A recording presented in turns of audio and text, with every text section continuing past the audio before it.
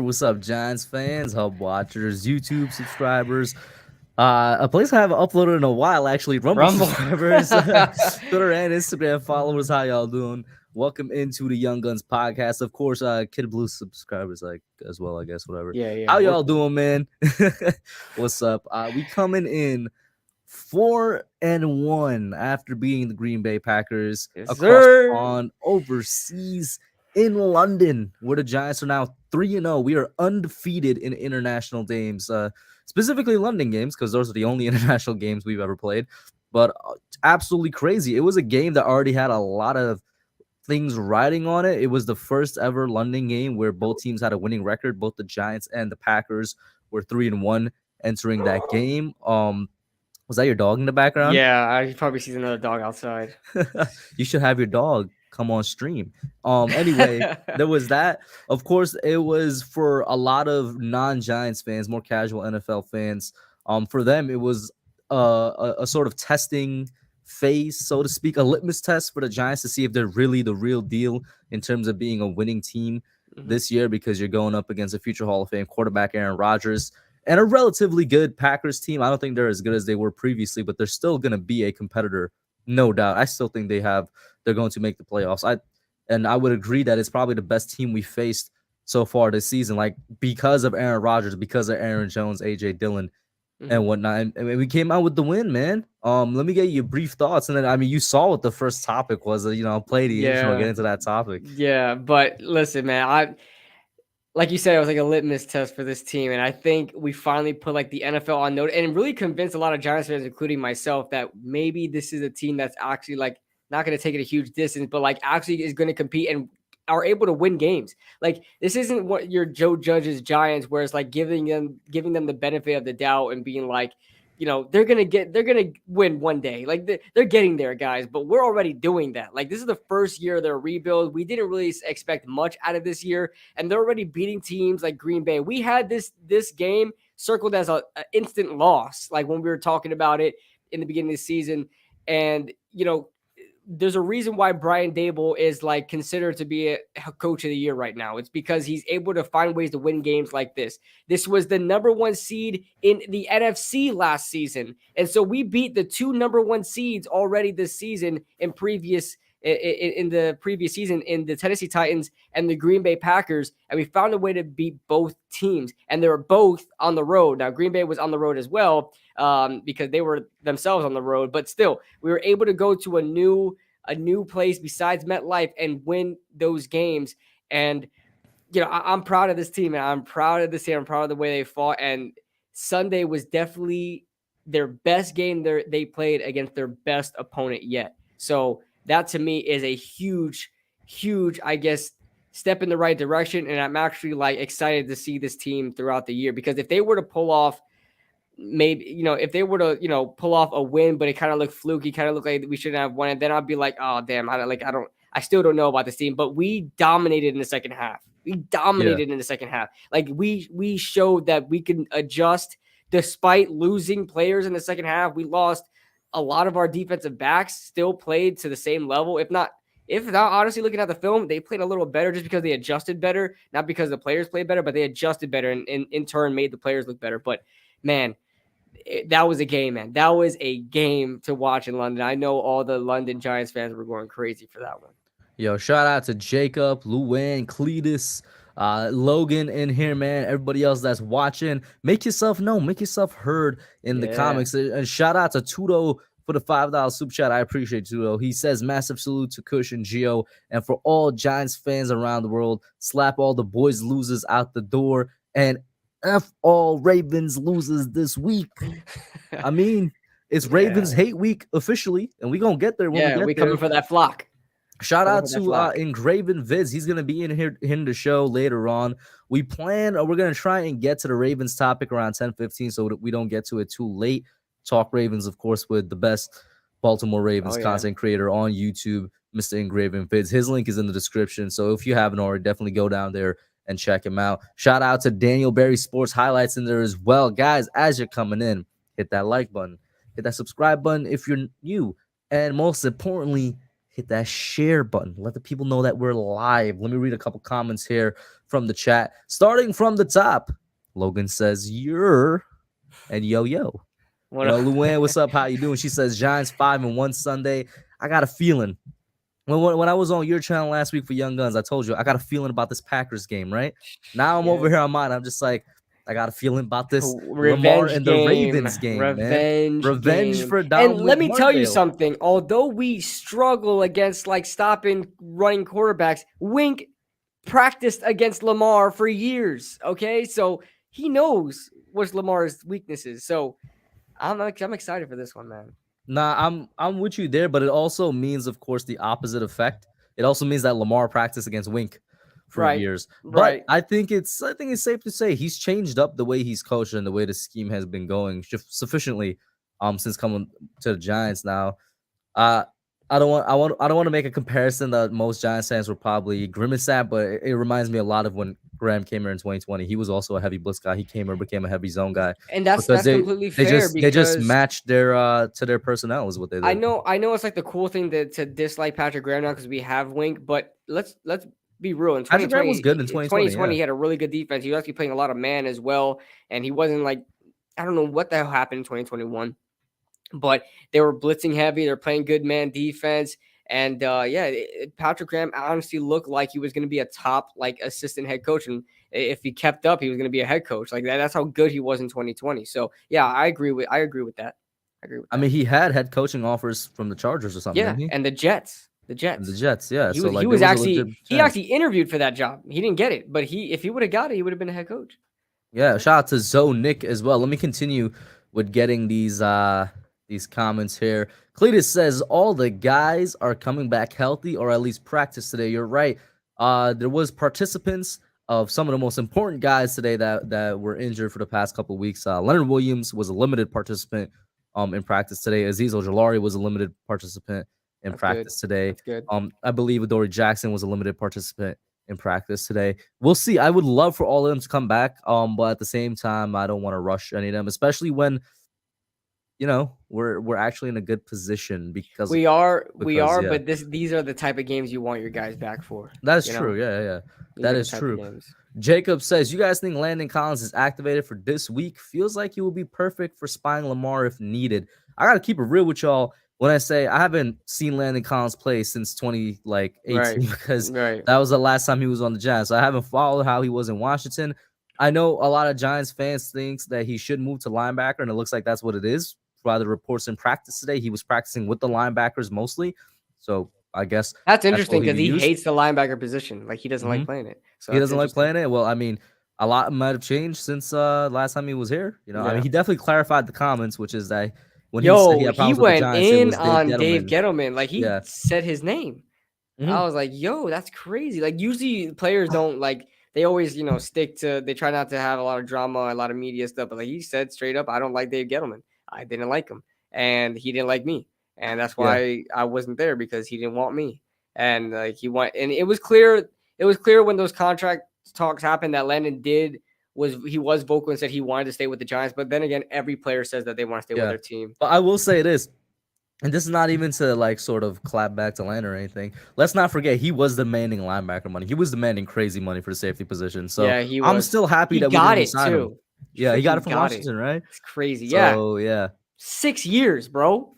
What? Is he still getting paid? Was it guaranteed? Yes. I mean, not fully guaranteed, but it's at the end of a 6-year contract. It hasn't been 6 years. He's still getting money from them. We shall see. Let's get to the first topic. We already basically covered it. But I spent time making this, so I'm going to play it anyway. Pressure again. Dances to his right. Now he gets hit from behind and gets whacked and fumbles the football. Recovered by the Packers, but that is it. Ball game over. Yeah, so as you heard Mr. Bob Papa screaming into the mic, ball game over. I'm going to go, Kibley, with this, okay, it's that way, with this headline at the bottom here. Giants are one of the best teams. Of course, you could use your inference powers and know what that says in the NFL, will you? And like we said earlier, this was very much a litmus test.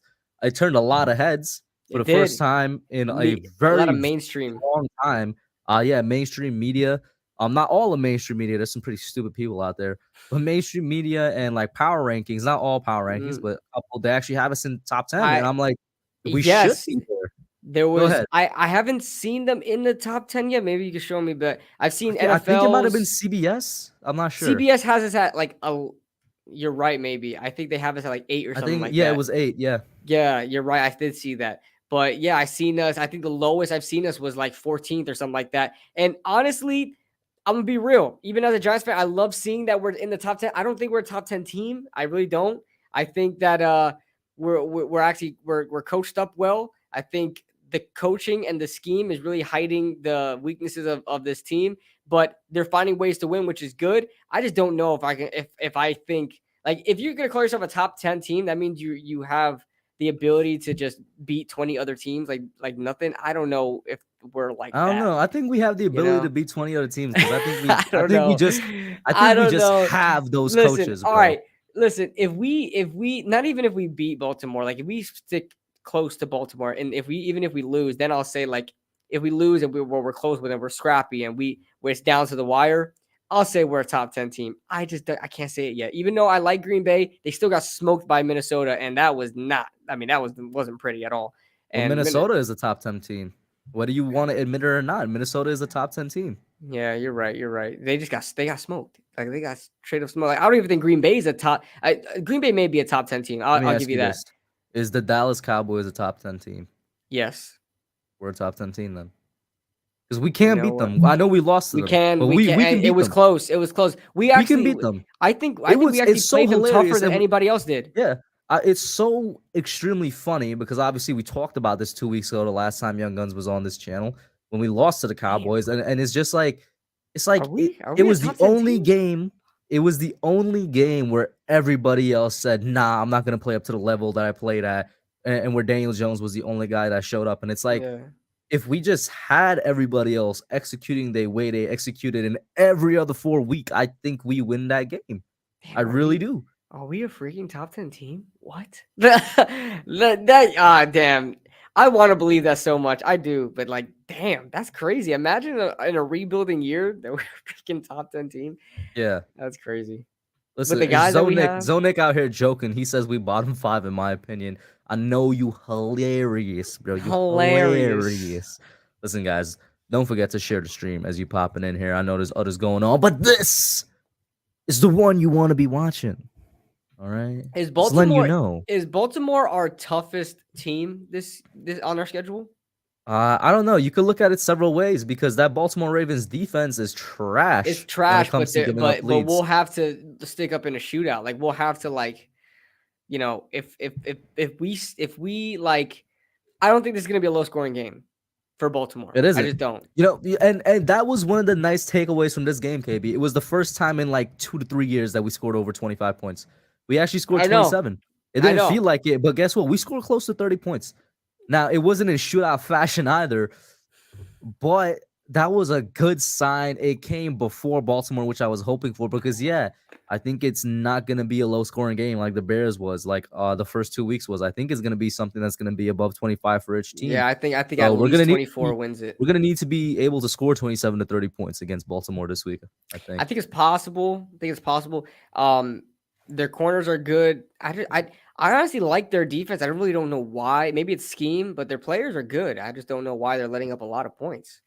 Because they don't have Mr. Wink Martindale anymore. They don't have bro. Wink. They don't have the scheme. They don't have Mr. Wink, bro. They got the players. Yeah, they most certainly have the players. Bro, Marlon like, Humphrey's not a deny monster, that. bro. I love Marlon Humphrey. So, and Marcus Peters is still playing at a high level too. So I mean, I don't know if I change your mind. I'm gonna let you mull on if the Giants are a top 10 team. Yeah, but bro. I'm thinking about it. That Dallas point got you, didn't it? That Dallas point. The Dallas point got me because I'm jealous. I can't believe Dallas looks that good. I thought they were gonna be terrible this season. I really did. Bro, when I was looking at the games after we played on Sunday, I'm just like, why can't Dallas lose? Why can't Philadelphia lose? And Philadelphia especially. Yeah, I know. I'm pissed could have lost to the Cardinals, but their kicker needs to have his leg amputated, man. And they've played each other. One of them's gonna lose. They play each other this week, so one of them's gonna lose. And I don't know. Who do you want to lose? That's what I was thinking. Who do you want? Because it's like I want Philadelphia to lose so that they were not undefeated, but then that puts us in a worse position because Dallas already has a tiebreaker on us, and I don't want them to have that on our head as well. And then they still only have one loss. But here's the thing. Here's how I think about it. Right, Dallas already has a loss. If they can just beat them down further, we have one loss. Even if they have the tiebreaker on us, if they have more losses than us, we're still ahead of them. I would rather, if I have to, I would just go for the wild card. Let the Eagles have whatever they want. Yeah, go for the wild card. Every time we've had success in the playoffs, we've had wild cards. Okay, so like I'm okay with that. that. Of course, I am pissed off that the Eagles will get a top seed, but it is what it is. Shout out to Tudo once again for the $5 super chat. I appreciate it so much, my man. He says, we all got back from London. Most of our team and Italian diehard fans, about 1,100? Ain't no way 1,100 y'all traveled from Italy to London, bro. That's crazy. But not everyone could get in. Oh, okay. That makes more sense. It was a pre-sold out match. Yo, I'm sure that like the pubs in London were like going wild, bro. I saw a couple posts from License Plate Guy on Twitter and whatnot. Shout out to Ligma. He says he's just tuned in. What's KB waffling about? He says the Cowboys need to win, especially when we face the Texans, Lions, Jaguars, Seahawks in 4 straight. Yeah. Oh my God, I love it. I don't want to get too ahead of myself. Like you never want to get ahead of yourself. But every single winning team has that mindset. It's not something that's just special to the Giants because the players are like, we're 1-0, we're 1-0. Xavier McKinney is like, we're trying to stack wins. But yeah, I'm not gonna lie. The games after the Ravens. Now, the games after the Ravens look. Here's good. What I'll say though. The Lions have, although they put up a goose egg last week. They just put up, they still one of the best offenses in the league. But yeah, it's hilarious that they put up I don't know if they're still ranking number 1. I don't know if they're still ranked number 1, but they were number 1 prior to this week going in. And they put up over 30 points without Amon-Ra St. Brown, without DeAndre Swift, and a couple of other players on offense. They were still putting I think up they have the best offensive line in football. It's out of Denver, Philadelphia. When you just have such a dominant line, bro, their defense is trash. Their defense is hot garbage. But they have a couple of good ballers out there. Obviously, Aiden Hutchinson, Rodrigo, a couple of guys out there. And I heard their former first-round pick, who was going to be a bust, is actually playing decently well as well in Jeff Okudah. I heard he's playing. He's actually shout out to Manny Brito in the chat. Yeah, Manny Brito, what's up, man? But the last thing I want to talk about, KB, before we go to the next topic that's connected to this is shout out to Authentic. He had a tweet when it went viral that I just completely agree with.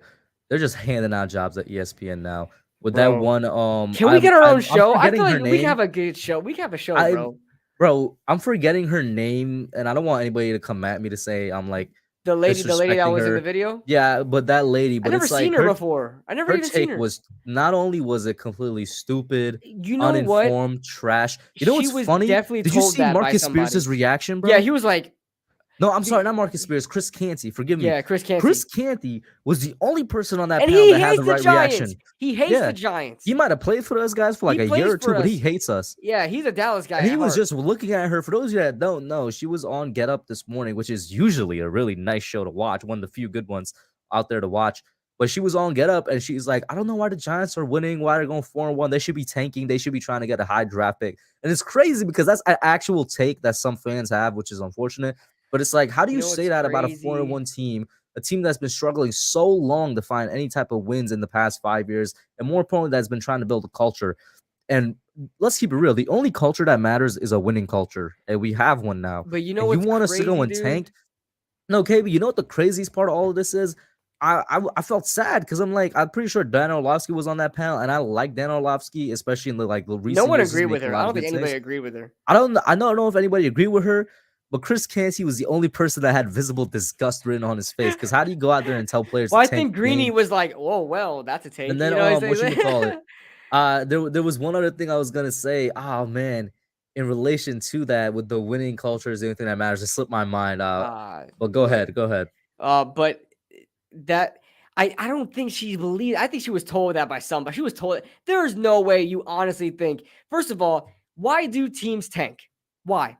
Because they can get high draft picks. They can fill up their team so they can start winning, right? The Giants already started winning. Why would then coming into this game, we were 3-1. Why would then we say, you know what? Damn, we're winning too much. We need to make sure we secure this. Yeah, let's go and lose, bro. Let's go out there and lose, team. Let's do this. That's such a loser's mindset. I know. I think Tana got in like an argument with a couple other people because they like tanking, and I agree with him. Just the thought of you saying, "Damn, my team should lose so I can get a bigger draft." It's just a loser's mindset. It's a loser's mentality. You think any of those players currently on the team right now is saying, "Yeah, I'm with it to lose so we can get a guy that's in college right now"? You know what I'm saying? These guys are getting paid. I remember what I was gonna say, bro. There's this boat for that quote unquote analyst, because I don't know if she is, bro. That's for that quote unquote analyst and for Giants fans. And the thing is, it's funny. Just this week, I was having these conversations on Twitter with other Giants fans, where it's like the idea that you win and hopefully make the playoffs means you can't get a good quarterback in the draft, which is false. Like, first of all, good quarterbacks isn't necessarily equal to having a high drafted quarterback. Baker Mayfield, number 1 overall pick, he's not a franchise guy. You know what I'm saying? Jared Goff, he looks good now, but he's not a franchise guy. He's just having a good year. Carson Wentz, for crying out loud. Yeah. Like, there's so many examples where it's just like, you don't have to be picking top 10 in the NFL to find your franchise quarterback.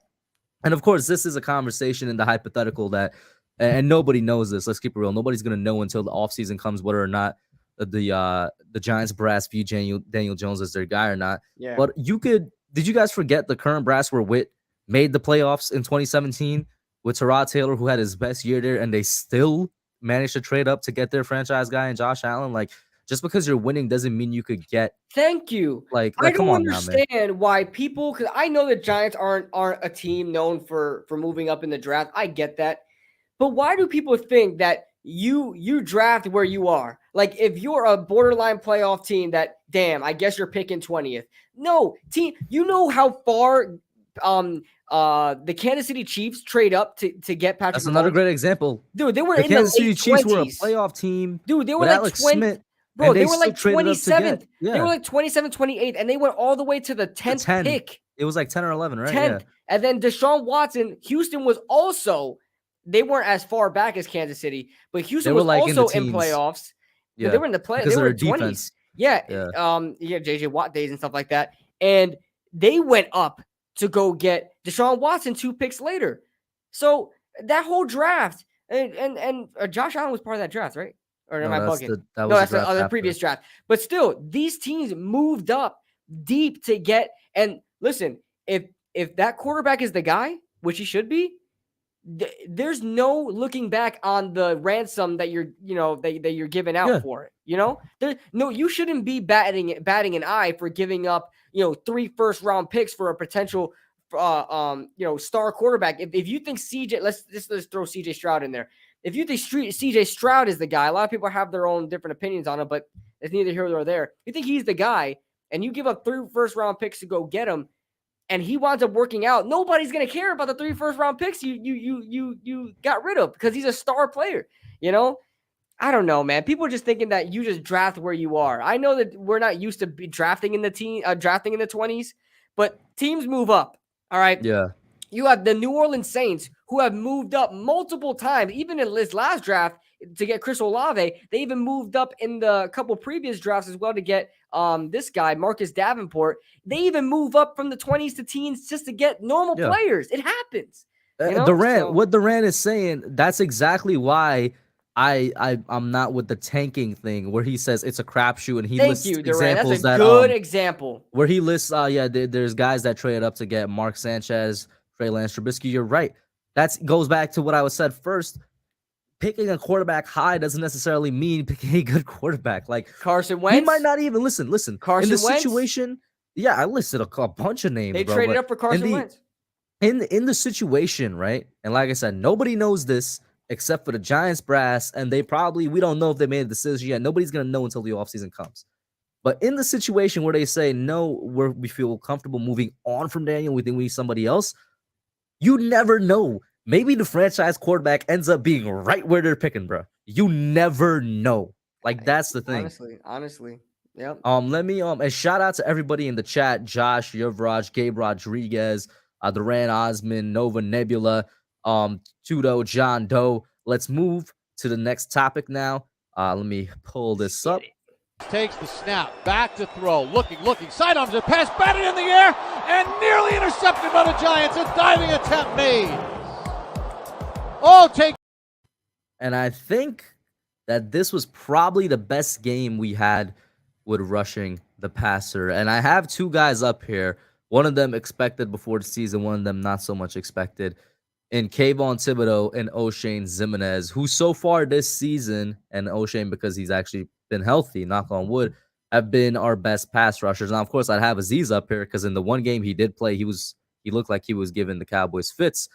But we've been waiting. We've really been waiting. Like the first 3-4 weeks, we didn't really get much pressure, KB. And this game, it seemed like we got home a little bit. And even though the sack numbers aren't there, you could see that we were collapsing the pocket. Let me get your thoughts on Mr. O'Shane Zimenez first. You know what I think it is, bro? Everybody's saying it's coaching. Nah, it's that new hairdo, bro. He's never had this hairdo before, and it looks fire on him, bro. It gave him confidence. Gave him that confidence. He got swag with it. He got swag with it. I definitely agree this is one of their better games pass rushing. I don't think it's better than Chicago. And in Chicago, they were all over Justin Fields. All right, you're right. But to be fair, Chicago was so banged. Like, I know, but come on, we got to beat up on them. I'm just happy we beat up. Yeah, six sacks. 6 sacks. Bro. Yeah, you're right. You're right. But hey, this is a top tier quarterback in Aaron Rodgers. And I was watching the film for this game. There were a lot of times. There was a one in particular. I wish I could show you here. But if you guys watch my film review, it's coming out later on tonight. I wasn't able to post it earlier. I usually like to post it earlier so you guys can see it before the Young Guns. But there was one play in particular that's perfect for this headline here because they had two out and up routes on one side. You had the tight end Tunyon running an out and up and Romeo Doubs running an out and up. They both beat their defenders. One was Dane Belton guarding up on Robert Tunyon, and it was Adoree Jackson biting on the out, and then Romeo Doubs going up. Both guys were just straight up open. Aaron Rodgers looked at them, saw what he saw. It was like, damn, these guys are open. This was the first drive of the game, and he couldn't throw it because Nick Williams was in his face, and all these guys were in his face, especially the interior. That was something that was big as well. Dexter Lawrence and Nick Williams doing a good job there, forcing Aaron Rodgers to throw it incomplete, and they settled for a field goal on that drive. So that's something that's huge. The edge rushers are getting pressured, and pressure hides coverage. Getting good pressure on the quarterback hides bad coverage. So even if your defenders or your defensive backs are getting exposed, the amount of pressure your defensive line gives can force an incomplete pass. You would think that they were doing well covering downfield, but that's not the case. Just like the pressure was too great for the quarterback to handle. They had to throw it incomplete, or they get sacked, or whatever the case is. And this Giants as we expected, we talked about this multiple times when they were struggling, they're going to get better. This is a wink defense. They're going to get better as far as rushing the passer goes. And you're seeing that here, 2 straight weeks of them actually getting to the quarterback, not some fluke stuff where, it's, the quarterback is running around like Ryan Tannehill was in week 1. And then we get to him like 15 seconds later. They're actually getting to him at a good time. That Dexter Lawrence sack, I know this says edge rushers, but that Dexter Lawrence sack to move Aaron Rodgers out of field goal position, and they had to punt, was huge in there. So just pass rush in general was crazy. But O'Shane Ximines getting that strip sack was huge as well, because Rodgers can make some magic happen. You know that, and we were both scared. We were both scared. If you got a chance to watch the Sights and Sounds, which have always been my favorite thing I still to gotta watch watch from the this Giants. episodes. The Sights and Sound episodes. You guys would have saw, which is funny. All the defensive guys, when they knew they were getting the ball back, were going around and they were telling one person, strip sack, you're gonna get a strip sack. They weren't telling O'Shane. They were actually telling Kayvon. And O'Shane was just sitting there like he didn't have any type of look on his face, but he's there, he's hearing it. And he's the one that ended why up y'all talking this? getting the strip sack, you know what I mean? And that leads me to Kayvon, actually, which is he did well. Giants fans, bro, I don't know why Giants, and it's not all.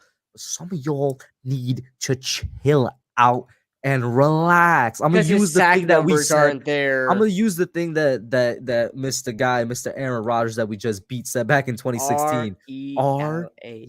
RELAX. Relax. And that goes actually one of the comments in the chat with Nova Nebula, how he's like, am I the only one tired of everyone getting upset about Tony? I get being upset with him not being to stay healthy, but the faking the injury BS and saying he doesn't care is annoying.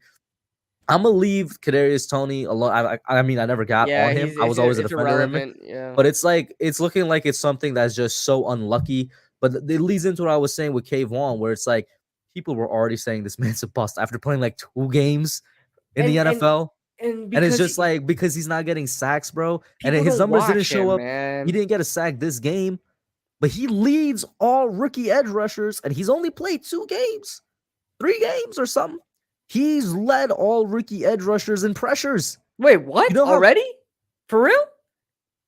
I gotta see that. I'm pretty sure that's the stat. If it's not, if maybe it's in the game. I don't know. Throughout the season, it has to be throughout the week or something like that. Okay. But it was something crazy where it's like you have guys like Aiden Hutchinson who are absolutely balling. You got guys like our guy George Karlaftis that we try to tell people about during the draft who are balling. And yeah, people see their sack numbers.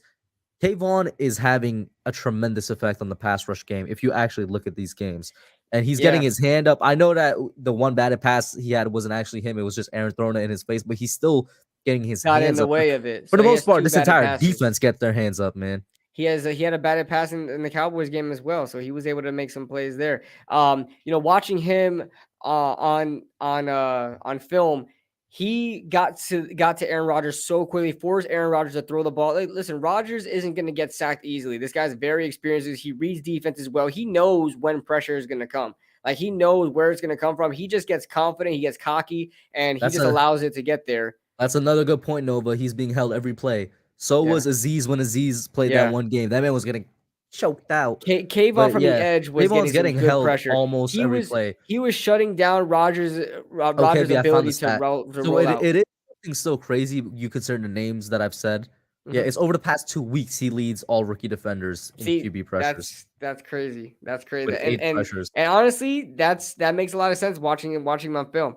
It makes a lot of sense. He had a good Chicago game. You know what's something that has surprised me as well? His ability to stop the run on the inside. So like he could be lining up on the edge, but he's able to disengage off his block and get inside the in between the tackles and make a play on the running back from the side. He's not that great at setting the edge and guarding the outside runs, but he is doing a really good job in helping out the interior line. That's the thing. Like, some fans are like this is the way he's going to be for the rest of the career, bro.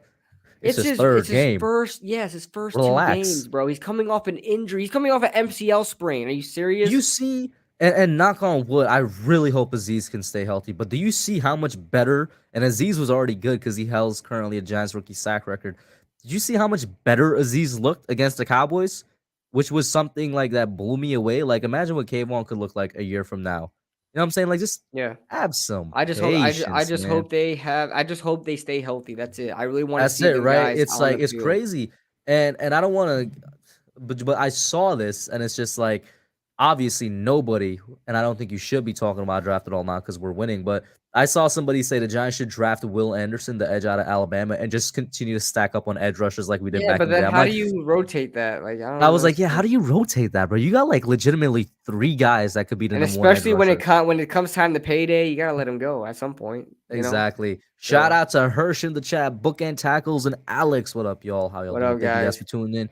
Thank you for the support. On this topic of getting pressure in the defensive line, we got somebody that's been just such a great part of it over the past couple of In weeks. a shotgun. Rodgers takes the snap, looking to run, and Rodgers gets sacked back at the 44-yard line by Dexter Lawrence. Hold up now. Hey, wait up. And you saw he was getting the props from his fellow players over there. He's doing the dance. Yo, Dexter Lawrence, bro, last week looked like the best interior lineman in football. And this week, he once again had the only sack for the Giants and was causing just pure havoc. Aaron Rodgers gave him his props afterwards on the Pat McAfee show. And y'all know I've been a big Dexter fan essentially since we drafted him. He's doing this year what I said he could do all the way back. If you guys go back, and this is going to be an old video, and you look up like the Hub 2019 draft reactions or something like that, and when you see me talk about Dexter Lawrence, one of the main things I said is I like this pick because he's somebody that could push the pocket and disrupt from the inside, from that middle of the line area. And that's exactly what he's doing. It's like, I don't know, maybe it's coaching. Maybe he's just finally hitting his stride because He definitely development is, can take 'cause some time. You know what I'm saying? Like, but he's hitting it at a great time right now because we needed it with Leo out. And like we said earlier, just if he could continue performing the way he's performing, which is legitimately with the production he's given us, it's legitimately like a top 10 interior defensive lineman. And we get Leonard Williams back, who's a top 5 interior defensive lineman. Bro. Looking at Dexter Lawrence, you know, watching him play now makes me look back at what I thought about him in 2019. Listen, at the time, I thought he was the worst out of those four like guys in that draft on the Clemson defensive line. Not that he was the worst, but like he was a nose tackle. Like that's all he really was at Clemson. He wasn't a guy to pass rush at all. Like there was no pass rush coming from Dexter Lawrence at all. He was a run stuffer. He came in at like 342 pounds. I believe he weighs more now, and it's crazy. No, he doesn't look it. Yeah, but it's crazy the fact that he seems faster. He's rushing the passer at a heftier weight, which is crazy.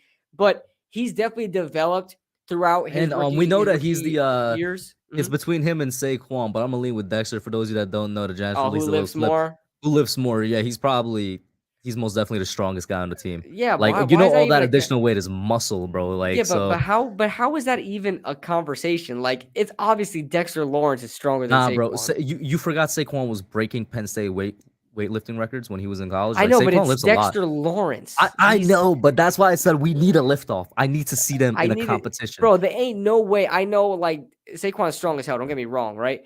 Ain't no way he lifts more than Dexter Lawrence. Like we gonna have to see. That's like Saquon Barkley. If you're watching this show, bro, Dexter Lawrence, if you're watching this show, let us know. Bro, that's like saying Saquon Barkley could bull rush better than Dexter Lawrence. That's just not, I can't. There's no freaking way. But besides the point, Dexter Lawrence has definitely grown as a player since he was drafted and is honestly the best Clemson defensive lineman in that coming out of that draft because what happens in Christian Wilkins is okay. Christian Wilkins is okay. Cleveland what Farrell, number 4? I don't even know if he's even in the league anymore. Yeah, like you said, Christian Wilkins has been he's been okay. He's been like average at best. Yeah, right. But Dexter Lawrence is a top. And then who was the third guy? The one, I think he went like in the third round or something, right? It was like it was the edge rusher. I forgot his name. But yeah, look, Dexter has been.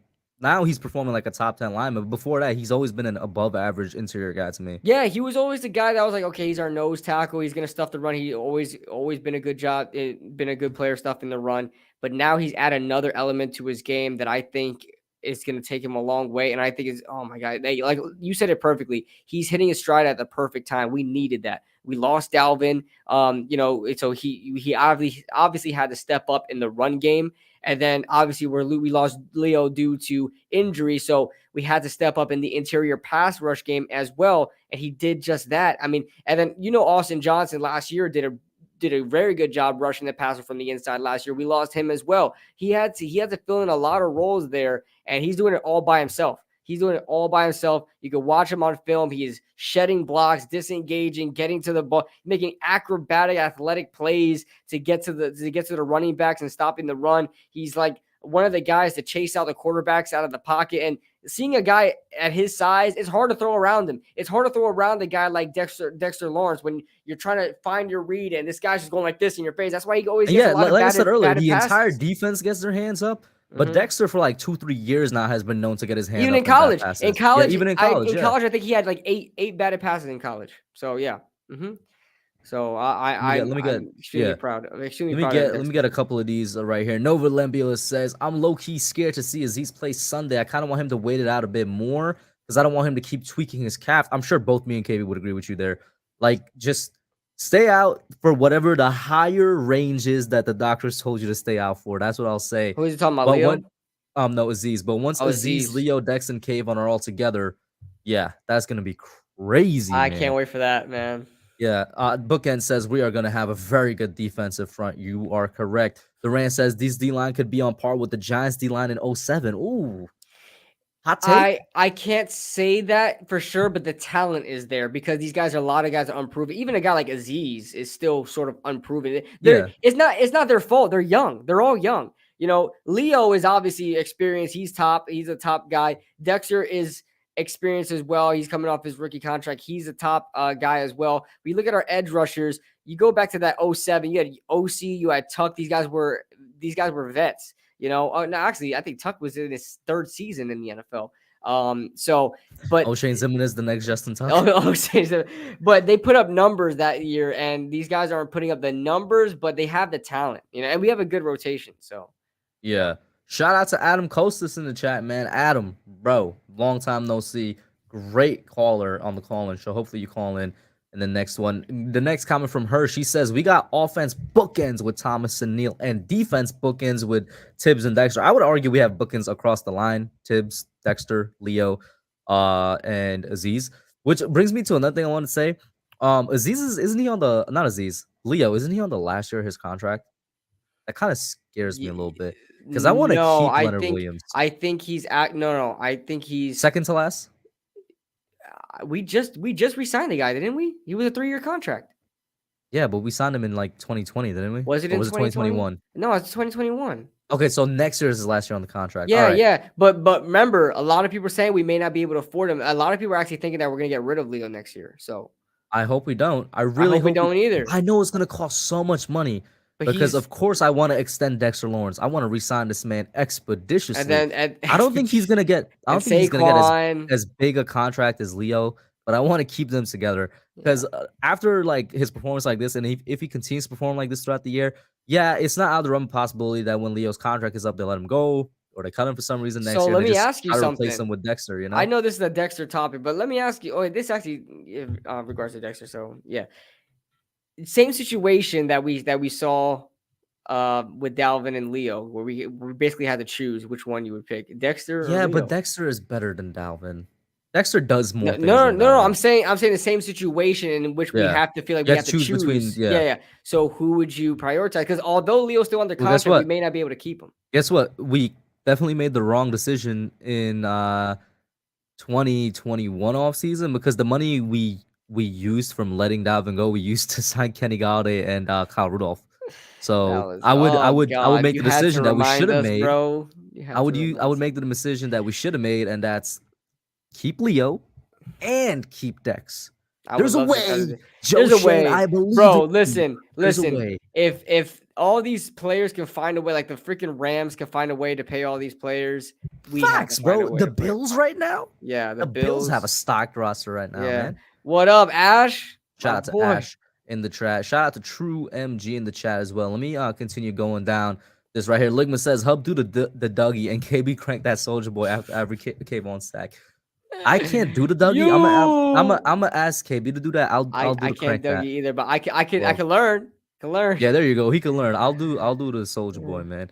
Let's see here. Hirsch says, "Gotta eat crow here. Thought it would be a rebuilding year. Team looks good. Everybody is, bro. Don't feel bad."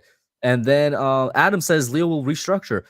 I would love it. Leonard Williams, he's already one of my favorite players. Funny, I'm wearing my Leonard Williams shirt right now, KB. But if Leonard Williams restructures his contract, bro, I don't just this man becomes one of my favorite Giants of all time. I'm not even kidding because I've always said for so long that he's so underappreciated, man. He's legitimately one of the best defensive linemen we've ever had. But Giants fans don't want to hear that, because nostalgia and whatnot. So there's that. KB, anyway, short doing the Dougie take my money. So you got to learn it now, bro. You got to learn it now. I don't have dance moves, but you know what? And then Durant says, I'll tell you what. We beat Baltimore. I will embarrass myself on the internet, and I will attempt to do the Dougie. How about that? We beat Baltimore, then we'll talk. All right, Ash? All right?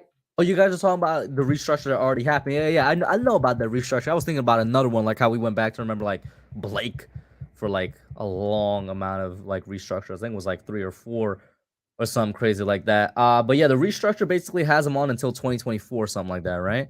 But, what you mean your mom tripping, Ash? Hopefully everything works out. I'm not sure what that mean. But this right here. If the Giants get solidified inside O-line, they're going to be nice on both sides of the trenches.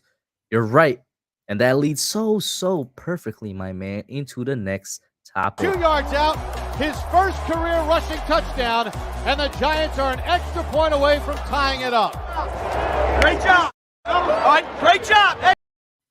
Listen, I know I got Andrew Thomas on there, but I told KB before we went live, until one of these guys become a legitimate guy on the offensive line on the inside, it's always going to be Evan Neal and Andrew Thomas that I use for these little title cards. Lean on it. Yeah, that's what he said.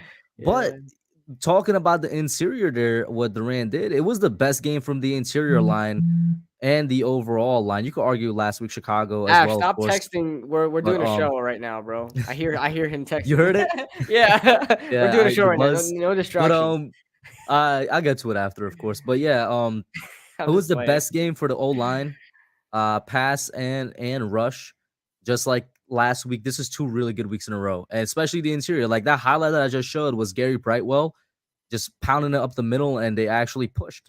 Like they actually pushed him into. Yo, when was the last time we're actually running from the goal line, actually get into the end zone? You know what I'm saying? Like just straight up the middle. Yeah, and on top Saquon of that, dunking it in his rookie year. Looking at the run game, just watching the film throughout the entire season, the run game just finds a way to create open lane, whether they're gap protecting in the run game or they're doing inside zone. Like they're always finding a way for Saquon to run through. Saquon, it's not like his rookie year where Saquon literally had to wait for something to open up and create running lanes himself. They're actually not only designing running lanes for Saquon Barkley to run through, but actually executing that. And that to me is extremely exciting to see. And it's all thanks to, like, everybody is included. Like, let's give flowers to not only the offensive line, but the tight end as well. Bellinger, Myrick, and also Tanner Hudson. They're doing a great job in the run game. Even, we don't like to talk good about this guy, but David Sills is run blocking like a freaking beast, bro. Don't mention David Sills when Ash is in the chat, bro. Yeah, I had to. But let me tell you, bro, that Wildcat run that Saquon had, that he could have took it to the house, but he cut inside for whatever reason.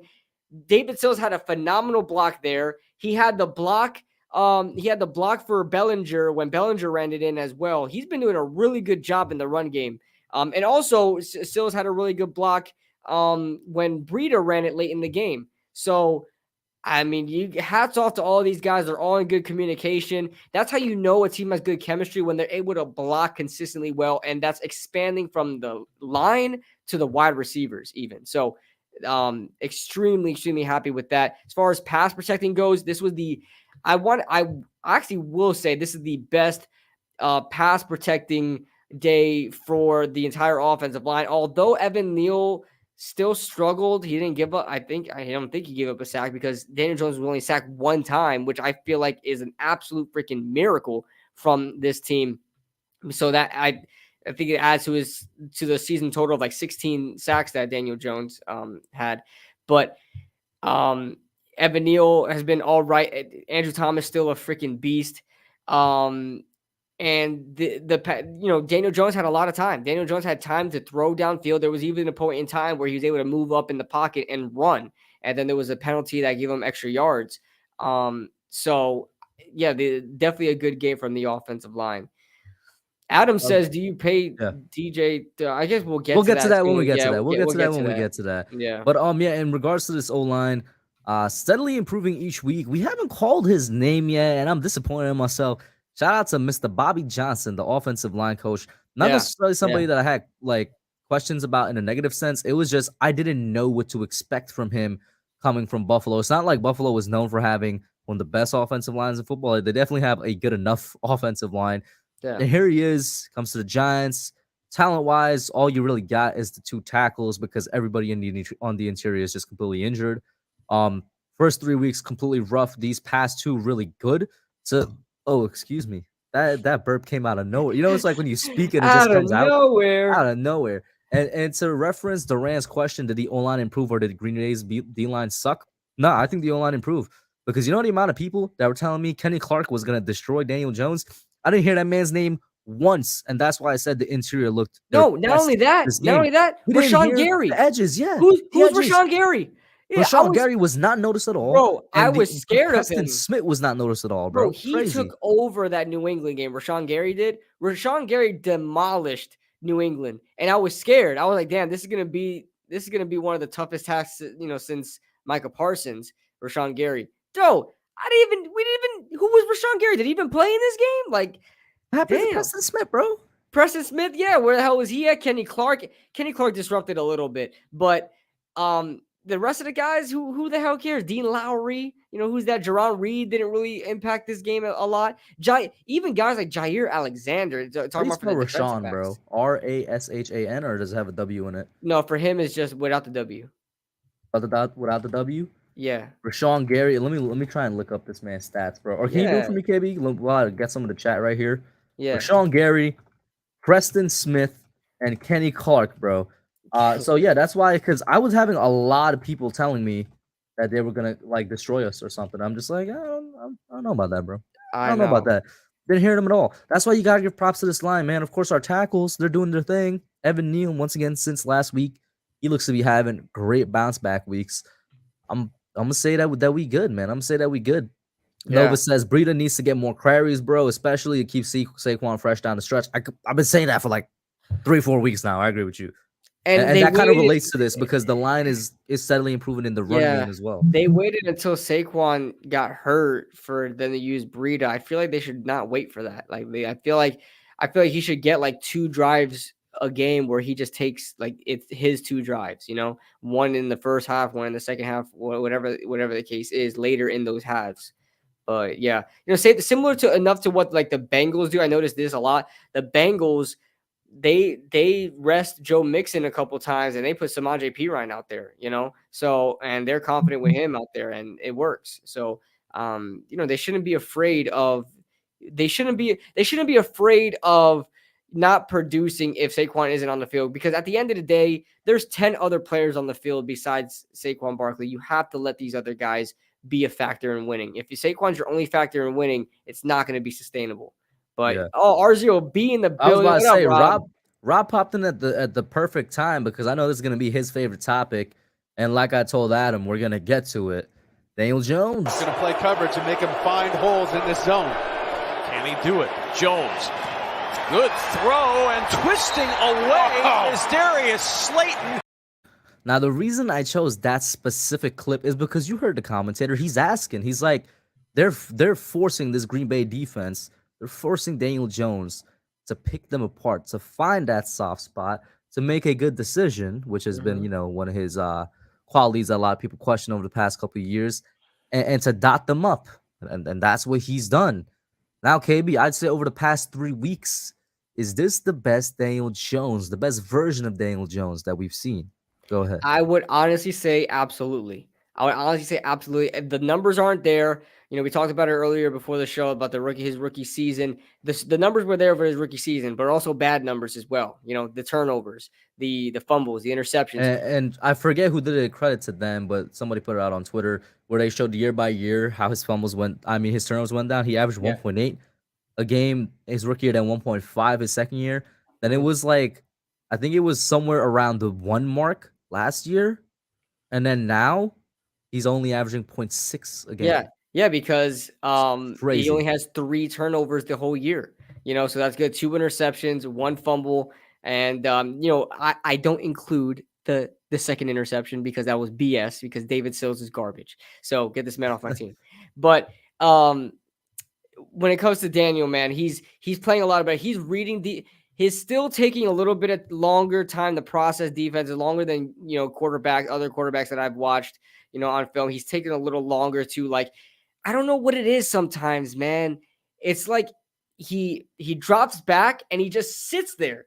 I'm like, bro, step up in the pocket. You're asking to get sacked right now. That's something that he's still struggling with. But as far as making throws, he's making great decisions. If anybody's wondering why his QBR is so high, why his quarterback rating is so high, even though he doesn't have the numbers, is because he's making excellent decisions. You're talking about a guy that has Marcus Johnson out there. Who the hell is this guy? David Sills, Richie shout out to Marcus Johnson, okay? Though. He caught a couple balls. He's actually pretty. I think he's better than David Sills, honestly, watching him. But yeah, he is. He's better than David Sills. He has better speed. The technician. Too. Yeah, he's better than the technician. He's the techno master. Okay, but he has those guys out there. And watching on film, Marcus Johnson was so confused. He kept going "What am I doing? What am I doing?"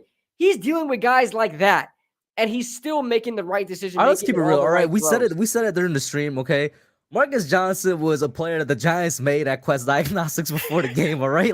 Who is this guy? We ran out of receivers. They went into the lab. They said, let me just create a player real quick in Madden. They saw this man jogging. They saw this man jogging and had a good physique. They saw this man jogging. You want to play wide receiver? Yo, can you catch a ball, bro? And they signed him. Yo, no disrespect to Marcus Johnson, but who is he? Who is he? That's what he's dealing with at wide receiver. He's still making the right to this day, the past 5 weeks I've watched Daniel Jones on film, they're probably less than the amount of fingers I have on 2 hands that of bad footballs he's thrown, bad decisions that he's made. He's made excellent He only had decisions. 1 bad throw this entire game, which when you say that out loud, do you know how crazy good that is? To have a quarterback that makes 1 bad throw the entire game. He only had 6 incompletions. He was 21 of 27. He had a better efficient day than Aaron Rodgers did. Aaron Rodgers threw 2 passing touchdowns, but he had a better day than Aaron Rodgers did statistically. I mean, speaking of Aaron, excuse me, the end of the game dap up that the quarterbacks give each other was so awkward, bro. You okay, bro? You good, bro? Yeah, bro. Nah, listen, people were memeing it. They're like, look at Daniel Jones talking to his son, asking him if he's okay after the game. You saw Aaron Rodgers. He's like, you son of a bitch. Yeah. He's like, you just beat me, bro. He was like, did you just condescendingly just say, am I okay? Aaron Rodgers looked taken aback by that. Listen, Aaron wouldn't do anything, bro. He's a fake tough guy. He was like, all right, okay, all right. But bro, you got to see. I don't think people understand this. I don't think people fathom this because I see it on Twitter. I'm seeing all over the place. And people are like, oh, Daniel Jones have a good game. Do you not see who he has at wide receiver? I don't know how much I have to stress that because people are expecting him to have 300-yard days, 3 passing touchdowns with a freaking West Virginia quarterback. Before you continue, let me say what I said earlier in the stream where it's like, I think that's still on the table for later on in the season.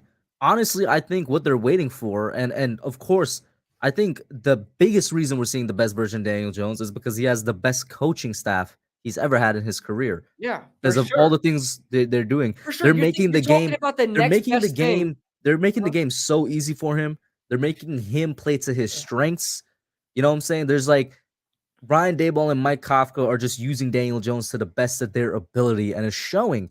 And that goes back to what I was saying. I think they're just waiting for the offensive line to click a little bit more, which was the very last topic. And I think they will continue to improve that offensive line. And I think they're waiting for Daniel to progress more within their system. Each week, we see them kind of leaning towards the passing game a little bit more. We see them leaning on DJ a little bit more. And I think as it progresses, I think say halfway by like say week 8, maybe even by week 10, I feel like we could see some big passing type games from him, or at least where they're gonna have game plans like that. I think it's still on the books, honestly. And let me give a shout out. I can't get the comments, sorry guys, but thank you so much for being here right now. Got 39 people. Hit that like button and share it out. Guys. I already gave a shout out to Rob, Soba Party in here, Griminator, RCDNY. And I think how how many topics do we have before we move on to Ravens talk? Before the Ravens, we have 2 more. 2 more. Okay, so I'll make this quick when talking about Daniel Jones because I'm not going to stress it too much how well he's performing with the talent that he has because he's not putting up great numbers. He has still only 3 passing touchdowns throughout this season, and he's like bottom of the league in passing yards. But you guys got to understand what the hell he's dealing with. But you got to start asking the question soon. If he continues to play well, and obviously if he finishes this season healthy, you got to start asking soon, is he worth keeping around? Like, did he buy himself more time? Because if you look at a contract like Jameis Winston signed to New Orleans after being the league's passer, the league's leader in passing yards the previous season. He got a contract 2 years, $28 million. That's like 14 a year. 2 years, $28 million. That is something that's so that's so team friendly. It's something I could see Daniel Jones want to being signed for, and I don't think it's a bad deal. Even if check this out, even if you want to go up and draft a quarterback in this draft, you can still do that with signing Daniel Jones to a 2-year deal and keeping him around. If that happens, all of the Giants fan base would be in an uproar and a riot because the guys that want him gone are going to be like, he's still here. And then the Daniel Jones stands are going to be like, why did we draft somebody? I actually want that to happen now just to see the chaos. I'm not going to lie to you. And I'll be trolling so hard on Twitter. Here's the crazy thing. If Daniel Jones, like I made a video about this. I'm like, you see how well he's playing right now. Would it be so bad to keep him around and give him an actual good, like decent wide receiving core and seeing what he can do? And if he performs, boom, you have your franchise quarterback. Is it so bad to I'm glad you bring that up. I'm gonna not necessarily go on a tangent. I'm gonna make a couple points before I get back to that, and then we do have to switch to the next topic for time's sake. Which is that I hope like nobody could ever say that we don't give Daniel Jones his props. People forget. In 2019, 2020, we were the biggest Daniel Jones defenders. It's recorded. You could go back. After me making a rant video of me screaming at the top of my lungs that I hated the pick, I wound up supporting him and I wound up defending him. So but now we're at the point where it's like we got to be as objective as possible. And the thing is, 2 things can be true at once. Daniel Jones could have his best season ever, and he's helping us win games. And at the same time, we still don't know what the brass is going to do in regards to him being the future, if they think he's a franchise quarterback. I said it several times during the stream now. Nobody knows that. Only they do, and we don't even know if they know it right now. Maybe they do. Maybe they don't. Maybe they're going to wait until the offseason comes to really think about that decision. But with that being said, to answer your question, if it would be really too bad, KB, I'm still leaning yes, unless it's a just completely team-friendly deal where he's making $14 million a year. Yeah, that's so cheap. Yo, let me tell you, because that's what it comes down to, bro. The time that I always reference, where it's like his time is just up with us, is always in reference to money, to contract. It costs a lot to sign a quarterback to a second contract. Yeah, like I said, if we find a way to sign Daniel Jones again for like a 2-year deal worth $28 million, I don't see how anybody could complain about that. Just to see if Daniel Jones is truly the guy. And let me tell you right now, I don't know if we're going to draft a quarterback in this draft or not. Okay, I'm not even concerned about that. But let me tell you right now, if Daniel Jones, then you have to ask the question: can he take you to the promised land? And I think with a good scheme, he can. Like anybody, quarterback. Hot take. I would say that's a hot take tonight. Any quarterback, because any quarterback can really take you the distance if you have a good scheme, if you're comfortable in a scheme. Case Keenum was damn near this close to doing it, okay, in 2017 with Pat Shurmur. Okay, he was this close. Case Keenum, okay? And even, you know, Ryan Fitzpatrick with the Jets had good seasons that it looked like you could take them in the playoffs. It doesn't really matter as long as you have a good scheme, good coaching staff. I'm so confident in this coaching staff. I don't mean to rush you. Yeah. I'm sorry, I don't mean to rush you. In this coaching staff, that I wouldn't mind if Daniel Jones proves himself to be the franchise quarterback and we actually stick with him. I wouldn't mind. But moving on. We're going to end it off there, guys. We got 2 more topics before we get to the Ravens and the special guest engraving tonight. This is the first one. Packers a taste of their own medicine, and the Giants threatening to take the lead with 8:58 to go. First and goal, Giants at the 2. Hey, watch this. Watch it. Watch it. Jones lined up left. Saquon takes the snap. Saquon bounces outside. Barkley's in for the touchdown, and the Giants have the lead with 6:08 to go. You gonna make me act up, bro. I said it last week. Didn't I say it last week on Young Guns, bro? I said it last week on Young Guns when it was on your channel, and I'm seeing Talking Heads say it now. But legitimately, if Saquon Barkley keeps up the production that he's doing, and he's still on pace to get some crazy like 2,500 scrimmage yards and 1,900 rushing yards alone, if he keeps this up and we continue to win, I don't care what anybody says. He is the 2022 NFL MVP, KB. I made a video on Saquon Barkley coming back from injury and becoming MVP back in 2020. Like I made a when not come back. I made one in 21, I think, or 2020 as well.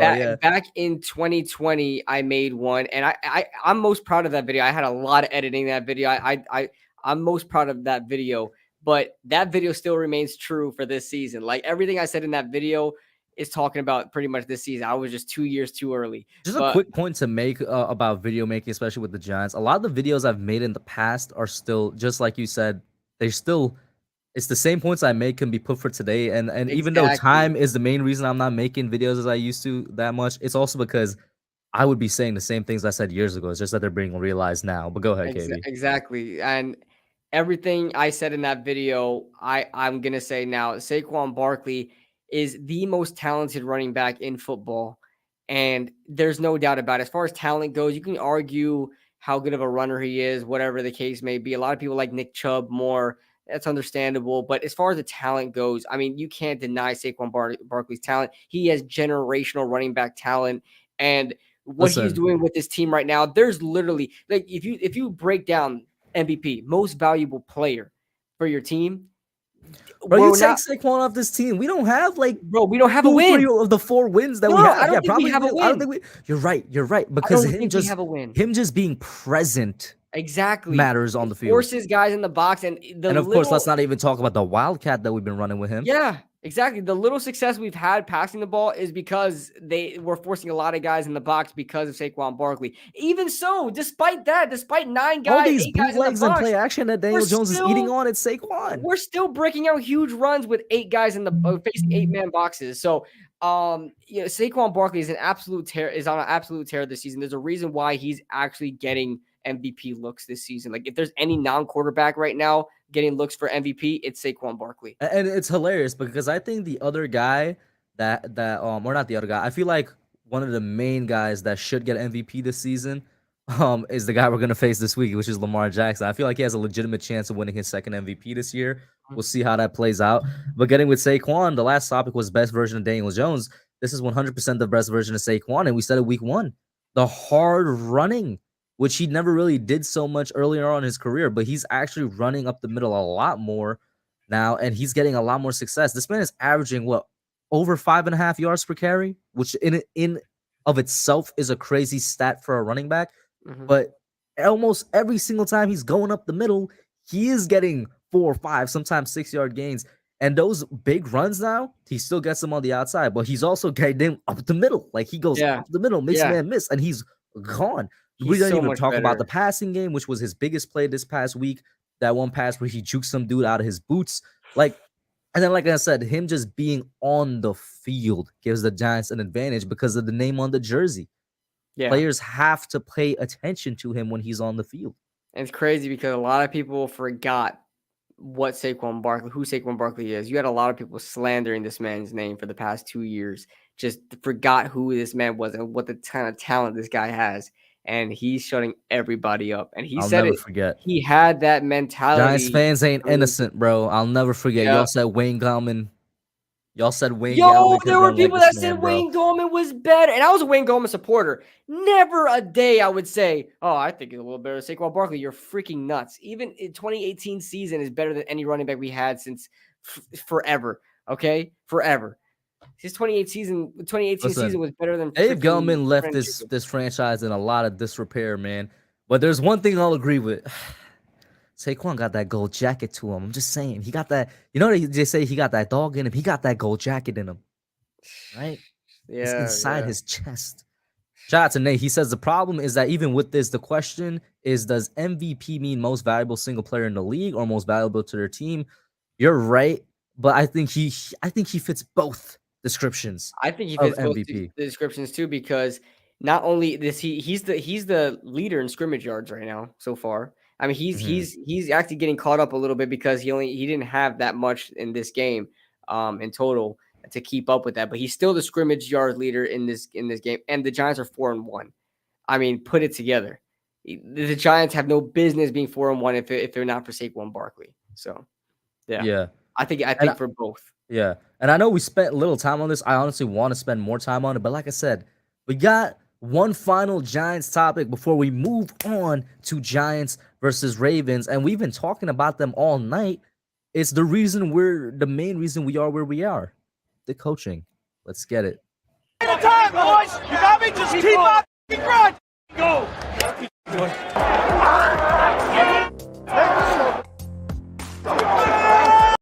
Listen, if Saquon Barkley is MVP, Brian Daboll, I feel like already has on lock coach of the year, and Wink for sure is making an extremely strong case for assistant coach of the year. Listen, Engraven, I know he's probably watching, trying to get ready to come on here, but I'm sorry, bro. Thank you for your boy.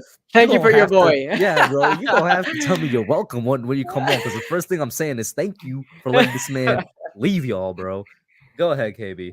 Oh man, and it's crazy because if you look at the grand scheme of things and where this team started off at, rebuild year, we were telling all our supporters, all the subscribers, hey guys, do not have high expectations this season. It's going to be a rough year. We're going to rebuild. Although we have an easy schedule, we might squeak away some wins. We're going to get a lot, we have a lot of growing pains. We do have growing pains. Don't get me wrong. We're not a perfect team, but we're already having guys in line to get awards. Okay. Andrew Thomas is in line to get all pro. Okay. Bro. Saquon Barkley. Let's break it down, pro. bro. We have legitimately, in my opinion, a top 10 tackle in the league with our left tackle, Andrew Thomas. Top 10, top 5. Oh, yeah, you're right. Top 5. I should have said top 5. You're completely right. That's on me. We got somebody in Evan Neal that, he's had his struggles, but I'd still say he's a top 20 tackle in the league right now, and he could improve. We have the best running back in the league. We have a top 5 interior defensive lineman in Leonard Williams. We got a guy that's performing like a top 10 one in Dexter Lawrence. Like, we have some guys on this team that are being used to their full potential. I didn't even mention Xavier McKinney yet. I didn't even mention Aziz. I didn't mention Kayvon. It's coaching. The coaching is helping so much. And then it all falls back on coaching. We have players in line to get awards in a rebuilding year. That's a freaking unheard of. And then you have Brian Daboll in his first year as head coach, already taking this team to a 4-win start, their best start since 2009 when they started 5-0, right? Did we start 5-0? We started 5-0 in 2009.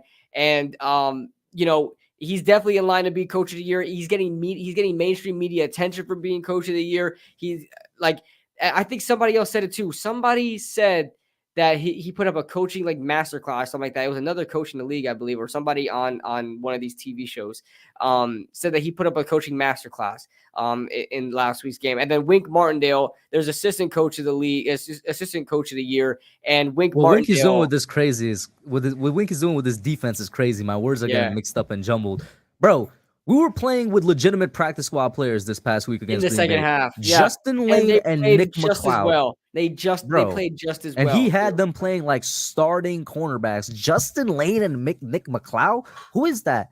That is because of Wink. He's doing a great. And I said this when we signed him. I said it to Giants fans. I'm like, listen, he's going to learn from whatever mistakes he made in Baltimore, in my opinion. I don't think he's going to blitz that much with us because we don't have the personnel for it. And that's what's happening. Scares me. He's adjusting very well. It scares me because with Wink's success as a former Baltimore, everybody knows him from Baltimore, and in his first year, he did what he's doing with his Giants defense. He's gonna get freaking calls to be head coach, and I don't want him to leave. I don't want him to leave. I don't want him to leave. Don't go, bro. They better throw the bag at this man, bro. Who are we gonna get, man? I don't want to put this defense in somebody else's hands, bro. Listen, Wink, bro, listen. Can we can start a franchise GoFundMe. tag a defensive coordinator?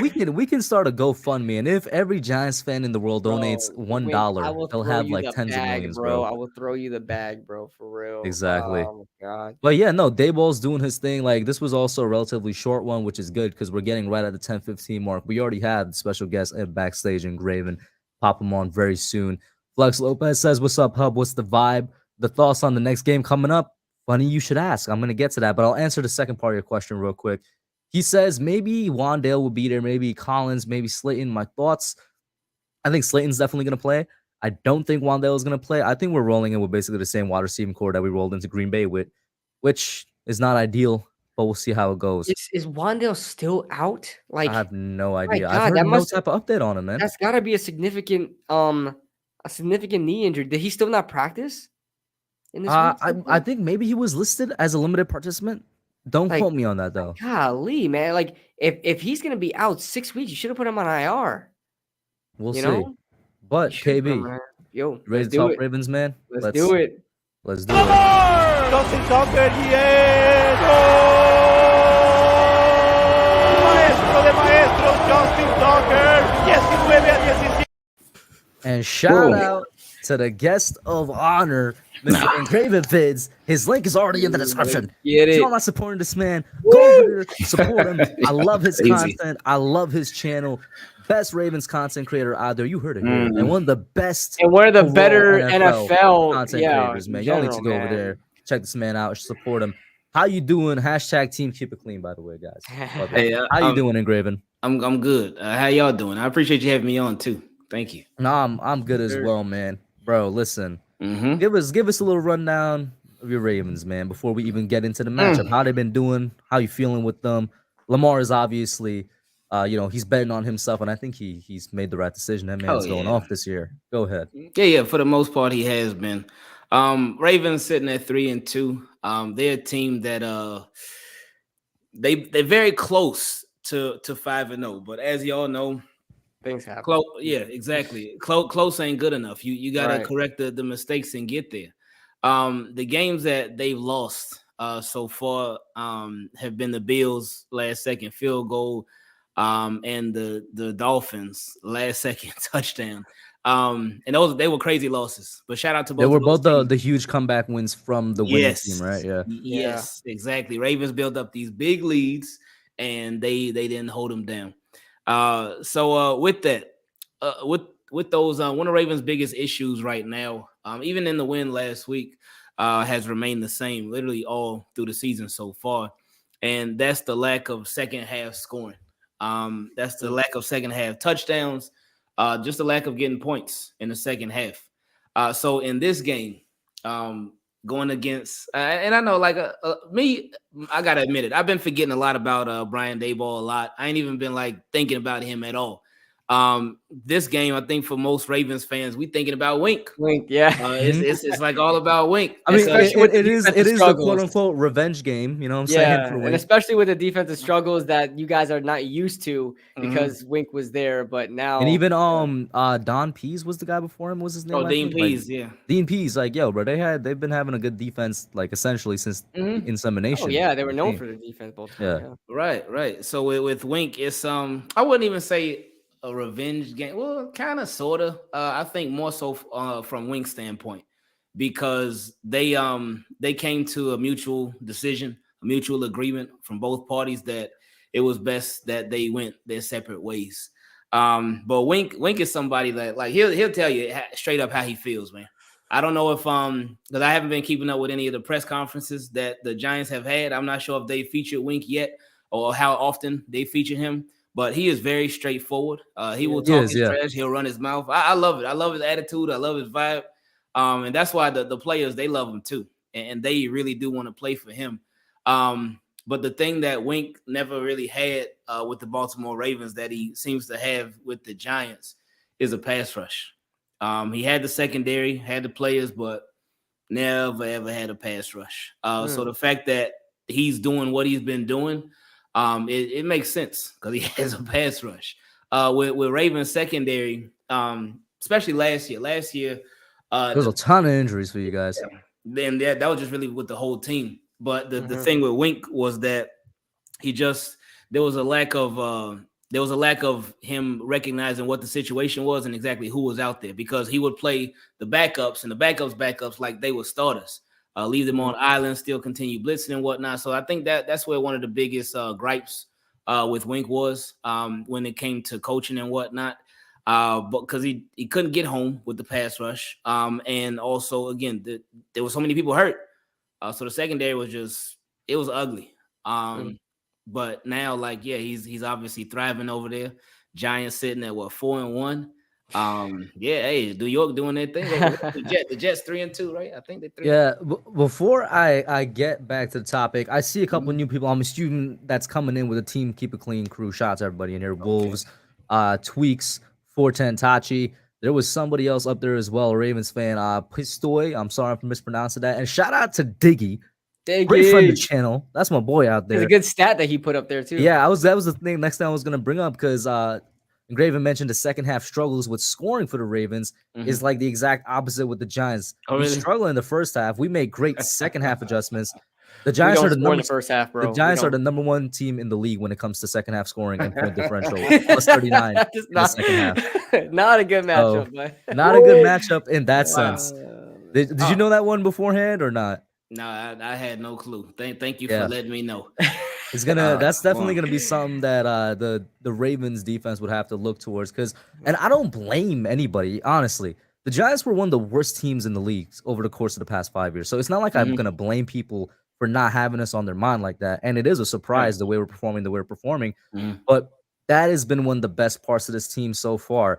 And KB and me, when we stream the games, you see us stressing out the first half. Like this Packers game is a perfect example. Yeah, we were down 17-3, and it was like 5 minutes left to go in the first half, and we did manage to end up score a touchdown. You're like, it's a wrap. It was 17-10. Yeah, but when you're 17-3, like in the second quarter, of course you think, yo, it's a wrap, bro. Yeah. But we should have known better, because every single game that we've won in Graven, we were always down in the first half. It's always been a second half comeback. Yeah, which is why, when it comes to point differential in the second half, we're number 1 in the league, because we score every single one of our points in the second half. We shut out the Packers. We didn't allow the Packers to score at all in the second half. And we scored, 17 unanswered in the second half. You could go back to the Bears, where we shut them out. Even the first 2 weeks, of course, people have to say what they want to say. Field goal goes our way, or missed field goal goes our way. And then we take care of things against the Panthers, but we were doing that. Let me get this super chat, and I'll let you go, KB. Shout out to Tudo for the $5 super chat. I appreciate it. He says, Big Boss Kush, suit me up for the Ravens lose this match, and I'll provide you with the best O-line pancakes in the world. Then I only need half a chance to end. Hey, no, I'm not going to read that part, Tudo. Stop it. Shaking my head. Oh, God. We could use you for wide receiver, though. Go ahead, KB. I lost my train. Oh yeah. Also, another stat to bring up as well. Daniel Jones leads the NFL in game-winning drives. Which is surprising. I'm not sure if you knew that which is something I was taken aback by as well. But we've won 4 games. 3 of the games we won, obviously, were off Daniel Jones leading us down, and that was a question for us coming into this season. I was like, I feel like that was something I've been asking for basically his entire career. Can he be a guy that can perform in the clutch? Well, he leads the NFL in clutch right now. Go ahead, Raven. Now, who have been the teams that the Giants have played so far, besides the Packers and the Bears? Titans week 1. Week 2 was Carolina. Week 3, our loss against Dallas, and Dallas looks like they got the best defense in the league right now, bro. I'm not gonna hold you, which is a sad thing. We were close in that game, 23-16. Week 4 Bears, week 5 Packers, and that was Cooper Rush, right? Yeah. That was Cooper Rush's second start. I'm sorry. Yeah. So I was just like, for real, bro. Let Cooper Rush beat us, man. Hey, he been doing this thing. Like he's been doing just enough to not lose, but doing enough to win at the same time. So yeah, he been doing this thing, man. He's right there in the middle. So and it's been working. And then, like you mentioned, that Dallas defense, they've been doing their thing too. Yeah, they're absolute monsters up front too, man. I had a question about Wink. You mentioned that, Wink, when he was with you guys, he couldn't formulate a pass rush. Now he seems to be doing that. He has some crazy looks that I'm a film guy. I watch a lot of film. He has some crazy looks that I just never seen before. Like last game, he used 4 safeties. I knew he loved safeties, but not this much. We had a lot of zero linebacker packages that we've seen so far this year. We got, Tony Jefferson. We got guys like Dane out there. Yeah, he's running around out there. 4 safeties. Crazy. the matchup between Lamar Jackson and Wink Martindale, like who do you think has the edge there? Because obviously they played against each other for They a both number of practice years against each other, so So it's where like do they have who an do you even think edge. realistic and Lamar? So Lamar's credit, I think you even heard me say before a couple times in Graven too. Like in past couple years, I wasn't a huge fan of Lamar because I didn't feel like he was an excellent thrower of the football. I feel like he was a great quarterback, but this year that completely changed for me. He made me eat my words. I feel like he stepped up in a huge way as a thrower. Definitely looking like an MVP candidate. Like how do you think this matchup is going to go between Lamar and Wink? Oh man, it's gonna be something serious because obviously Wink had been with the Ravens for a really, really, really long time. So Wink knows how the Ravens like to get down. He's been with Lamar for the past couple of years, obviously before this year. So he's very familiar with Lamar Jackson. But at the same time, Ravens are familiar with Wink. So Right. I think this not even necessarily Lamar Jackson versus Wink, but really Greg Roman, Ravens offensive coordinator, versus Wink. Now Lamar Jackson this year, he's been like really good against the blitz. I know that's something that last year, of course, the big Dolphins game that got talked about for ages, because they were blitzing like crazy and it got ugly. But this year he's certainly been a lot better against that. And, you know, Wink is gonna bring the blitz like crazy because that's just what Wink does. Yes. Wink is a very crazy defensive coordinator. But another matchup that I'm really intrigued by, because like we said, Ravens know Wink knows the Ravens, but the Ravens, they have a new defensive coordinator, that being Mike McDonald.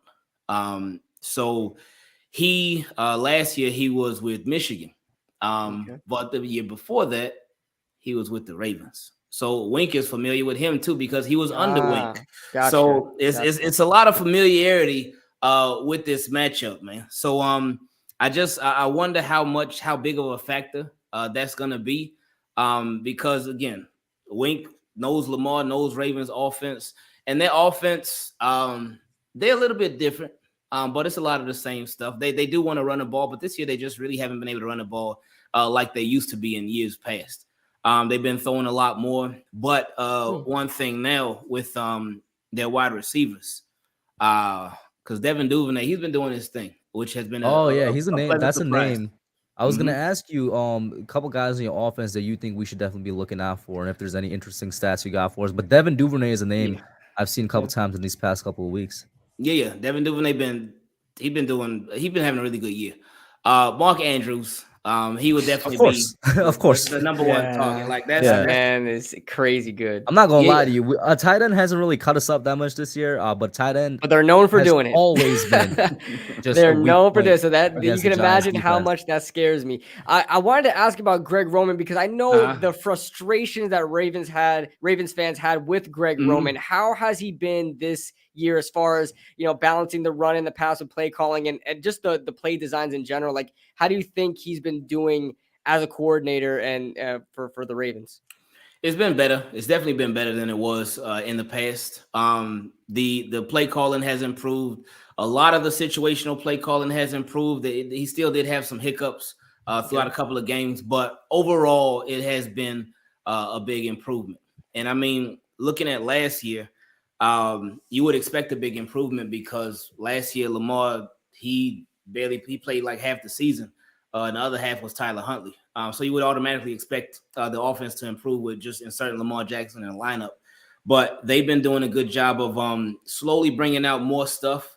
The shovel pass, that was something that the Ravens never, ever, ever, ever did. It was not a part of their offense. Greg Roman, he brought that out the past couple of weeks. There was a couple of times through the past couple of weeks where he actually had Mark Andrews under center. So that was something right there. And just the creativity has been getting more and more. It's been getting better. Now, I'm not sure if you all saw the Sunday Night Football game where Lamar, there was two plays on the same drive. I think one was on second down where Lamar overthrew Devin Duvernay on a deep pass. It would have been a touchdown. But then there was a fourth down play where the Ravens decided they wanted to go for it. And just the creativity and the way that they use Mark Andrews, because as everybody knows, Mark Andrews is the focal point of Ravens, well, besides Lamar. As the pass catcher, Mark Andrews is the focal point of Ravens offense. Everybody knows that's their best pass catcher on offense. But the way that Greg Roman on a fourth down, he directed all the attention to Mark Andrews, and then this allowed Tylan Wallace, I know most people probably don't know who that is, but that allowed him to get wide open. Now Lamar overthrew him, so we missed out on that touchdown too. I saw that one, the overthrow. Yeah, but just the creativity from that play and other plays too, it's been really nice to see. So yeah, Lamar gonna have to definitely make the throws this game because the pressure is gonna be there. Ravens offensive line has not been all that. They've been shaky. They've been up and down. Oh yeah, they've been shaky. What game would you say you guys struggled the most in terms of protecting the passer? Oh, I mean, can I say all the above? Oh really? Man, but I didn't know. I actually didn't know. I like that. I like that. Well, against the Jets, I would say it was straight. The Dolphins, it started off straight, then it got a little shaky. It's been real up and down. Run blocking. I was gonna say, is it like one particular part of the line, or is this just, would you say, the whole line? And Stanley just got back, right? Didn't he? Yeah, he literally just got back last game. And he didn't even play the whole game. They had him on a pitch count. Right. So I wonder how that's gonna go this week too. If they're gonna have him on a pitch count, because I always thought, like, for me, it's just me. I always thought it was weird to have an offensive lineman on a pitch count. Like, you bring him in. I know that's weird. I don't like it because you could mess up the flow of the offensive line throughout the game. Yeah, that's weird. But I know he just came back and they want to get him back in football shape and whatnot. A little nervous about the field up there because last time Ravens played up there, they lost 2 guys to season-ending injuries. Yeah, week 1. Yep. We hate our own field. That's something we're trying to get changed for years, man. We hate our own field. I don't know what's up with the Jets. We're scared of playing at home, honestly. Historically, the Giants are an away team because that's how we won our past 2 football games. But now we're an away team just because nobody wants to play on the MetLife turf, man. It's just straight trash. It really is like the worst turf out there. They've got to get that thing done. I don't know if you've seen the laundry list of injuries we've had this year, which is why the topic before this one was, I was saying, Brian Daboll should be getting coach of the year, not just because it's a team nobody expected to be at the position they're in, but we're missing our top 4 wide receivers. We're missing our left guard, center, and right guard. We're missing our backup left guard and our backup right guard. We're missing Leonard Williams. We're missing one of our starting edge rushers. We're missing basically both of our starting linebackers. We're missing 3 of our 4 corners. It's like, how many people did I just list off? The amount of injuries on that sounds impossible, insane. Right? It sounds impossible for a 4-1 team. But you go down the list and you'll see these guys' names on injury. That sounds like the 2021 Ravens. So bro, we know what you're going through. Yeah, we got practice squad players out there, bro. Like I was saying before, we had Justin Lane and Nick McLeod out there. Safeties, like, no disrespect to Tony Jefferson, but if all of our safeties were healthy, he's not seeing playing time. You know what I mean? Yeah. How has he been? He's actually been pretty good, pretty damn good in the box. Good. Like he's actually been pretty, especially. I don't know what kind of player he really was for you in Baltimore, but he's been doing a really good job blitzing for us. When we do a lot of safety blitzes, he got a lot of pressure. I definitely see a lot of that. He usually like blitzes like with a linebacker. He doesn't usually blitz by himself, but he'll usually like blitz the B gap like with a linebacker or something like that. He gets there, man. But and obviously he's involved in a rotation as well. Julian Love, Xavier McKinney has been known to be a great safety for us. He's now in his 3rd year, but Julian Love is the surprise in the safety room because he's been awesome. With us for now 4 going on 5 years. Best he's coming on great, bro. And I think it is because of Wink's scheme. He's just using him in ways that he wasn't used before. But let me ask you about, you mentioned Mark Andrews. What is the Ravens' run game like? I know you guys I don't even know if historic is the right word to use, but over the past like 4 or 5 years, known to be a really good running team. I'm assuming maybe not, because what you just told me about the offensive line, which is a genuine surprise to me. Yeah, the run game this year, it ain't been it. Besides Lamar, the run game really ain't. They haven't been. You guys have injuries to running backs? I'm sorry, I found out. They do. Yeah. Because earlier this season, like J.K. Dobbins, of course, last year, J.K. Dobbins, Gus Edwards, Justice Hill, they were all out for the whole year with injuries. And last year we had Le'Veon Bell, we had the guy who used to play for the Devontae Freeman, and we had Latavius Murray, and it wasn't pretty, man. Yeah. So then Where's this year, J.K. J.K. Dobbins just got back. He just got Yeah. back. 3 weeks ago. Yeah. 3 weeks ago, because this was his third game, I believe. Okay. And they've had him on a pitch count too. And I think he was a little upset about that from some tweets that he was liking. Because somebody was like, "Oh, get J.K. Dobbins out of Baltimore. The Baltimore Ravens need to trade him." If he's coming, But if he's coming back though, you got to protect the player from themselves sometimes. If he's coming back from an injury, you do. But if J.K. Dobbins is healthy, and he's shown you that he was your best runner the other day, and he was averaging definitely over 4 yards a carry. I think maybe like 4.8, something like that. I forgot what the average was. Yeah. But it's like if he's doing his thing on the ground, why hold him back? Like if it was like the Bengals game, if it was a blowout, if the Ravens were up like 37-10 or something in the third or fourth quarter, and you take J.K. Dobbins out, all right, I get that. But if it's a close game and he was your best runner, like use him. He's there for a reason. But the run game just overall this year, it just hasn't been good. It's slowly been getting better, especially over these past couple of weeks. So hopefully it continues this week. How has Giants' run defense been? That's what I was gonna say. I'm glad it's been good, but without Leo, it's been worse. It's suffered a little bit since Leo went out. Yeah. But to be fair, Leo's been out for like what, 4 weeks now, right? I think 3 weeks. The thing is, he might be coming back this game against the Ravens. But like what I was gonna say, is I'm glad to hear that you guys' run game is struggling as a Giants fan, because we faced some pretty damn good running backs this year. Derrick Henry, and he was essentially shut down. We shut him down. CMC was a non-factor game. CMC did nothing in the run game, only in the pass game. Funnily enough, the only game we lost, Tony Pollard absolutely destroyed us. Zeke didn't do anything. Tony Pollard was killing us against Dallas. Week 4, we shut down Khalil Herbert, who had like 120-something yard game in week 3. We completely shut down Khalil Herbert in the running game. And then, of course, week 5, A.J. Dillon, and this is a little bit of credit goes to the Packers coaching staff not knowing how to use their players, in my opinion. But Aaron Jones and A.J. Dillon, it's not like they had huge games against us. I agree with KB. We could really use Leonard Williams no matter what. But it's still been a relatively good run defense, all that considering. Who are your healthy running backs right now? What's the depth chart looking like for all your healthy running backs? Like guys are going into this game like playing. J.K. Dobbins, Kenyon Drake, Mike Davis. Golly, what the hell? Yo, you guys got a freaking. Let me take back my statement. You're completely right, Diggy. This happens when you win and you just think all the wins came easy. You're right. CMC did destroy us. Let me correct myself. He had 125 against us? No, he had 125 total yards, but he had over 100 rushing, yeah. So CMC, there you go. It didn't look like that. Like you didn't notice it. You know what I'm saying? Yeah, like you didn't looked at the game and it's like you didn't notice it. That Carolina offense was stagnant. But yeah.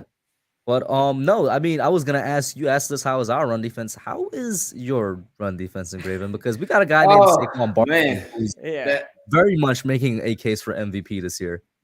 I'm gonna be straight up. I'm scared of Saquon Barkley, man, this Sunday, man. Straight up, man. Because man, Ravens run defense, like they're weird. They're really weird. It's like teams. I feel like the running backs will have a high average per carry, and they'll break off some nice runs. But it feels like Ravens, they will the defense will change whatever the opposing offense's game plan is to where they're passing the ball a lot more. But they haven't been like this shut down. Well, we shutting down the run like they used to be. They've been letting guys just not necessarily go off, but they've been popping some nice runs on the Ravens. So with Saquon Barkley, like the running backs that we played Joe Mixon, and he's nice. I think Saquon Barkley is nicer, but Joe Mixon is nice. And he got his in a little bit. He ain't go over 100 or nothing like that. I think he had about like 48 or 50 yards, something like that. But he did get some good runs in. We played the Patriots. Man, I forget their running back's name. Ramondre Stevenson. It's another. Maybe it is Ramondre. Okay, so Ramondre is basically their like running back one over there. Yeah. Okay, yeah. It must have been him then, because he's kind of a little big, a little bit, but he's smooth. I know what with you're it. talking about. Yeah. Yeah, Yeah. it's gotta be So, Ramondre. Yeah. So he got some nice little carries against us. We played the Dolphins. They got Raheem Mostert. He caught us slipping a couple of times, but not too much. They got Chase Edmonds. And then we played the Bills. Bills don't really run the ball, but Singletary, you got a little bit here and there, nothing crazy. But they don't really run the ball like that. And then week one, I know their running back. I think it's number 25. But he ain't go off on us, but he was getting some nice little chunks of carries. But my point is, when I say all that, is to say this, that none of those guys are Saquon Barkley. And with Saquon Barkley, like, he can literally do everything. He got strength, he got speed, he can catch, he got bursts. And he's actually using his strength this year, which makes him even scarier. You mentioned the main concern with the run defense is guys popping one big off, and that's what Saquon is known for. He's known for being a home run hitter. But this year, he's getting those dirty yards, and he's consistently getting 4, 5, 6 yards going up the middle, which you couldn't say before about him. Now, do the Giants use him in the screen game at all? Yeah, but we're not very effective. Not nearly as much as we did in the past. We probably run I would say 2 or 3 screens a game with Saquon, and they don't go anywhere. Yeah, it's just the blocking. It's just the blocking. I think if Saquon gets good blocking, he could definitely do some damage. You still need to fare him in the regular passing game, though. That's for sure. Yeah. Let me ask you, kind of a little bit, switching away from Saquon. How's your run defense against QBs?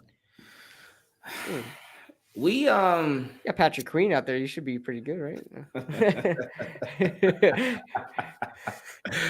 We haven't really like Josh Allen. Joe Burrow, he doesn't run like that. So it was nothing. Josh Allen, one of their touchdowns, it was a rushing touchdown where it was a play action. And speaking of Patrick Queen, he just bit really hard on a play action. And Josh Allen ended up running in the end zone, and Patrick Queen just couldn't. He was just out of position. So, but overall, we haven't really played any running quarter. We played Joe Flacco. We played Mac Jones. And Mac Jones, he did run a little bit, but that's when everything was covered. Then he would like take off. Okay. We played Tua, and Joe Burrow and this is gonna sound crazy. Is this about to be okay? Josh Allen, definitely. Barring Josh Allen, is Daniel Jones gonna be the most mobile quarterback the Ravens faced this far? Yeah. Probably, yeah. Yeah. I think if that's the case, maybe we see if the ankle is obviously good, maybe we lean back on Daniel Jones like we did in the Bears game, where he got 2 rushing touchdowns for us. We are like the number one rushing team in the. Oh, yeah, we are. I was gonna say, we are overall we're the number 1 rushing team in the NFL as well. That's because of Daniel and Saquon. Daniel is basically, people make jokes about Lamar being a running back. Daniel's legitimately our running back too. He's our RB2 for real. He's our running back too. we have Matt Breida, but like Matt Breida is a great running back too. But Daniel Jones is our running back too. Yeah. Didn't he have ankle problems last year too?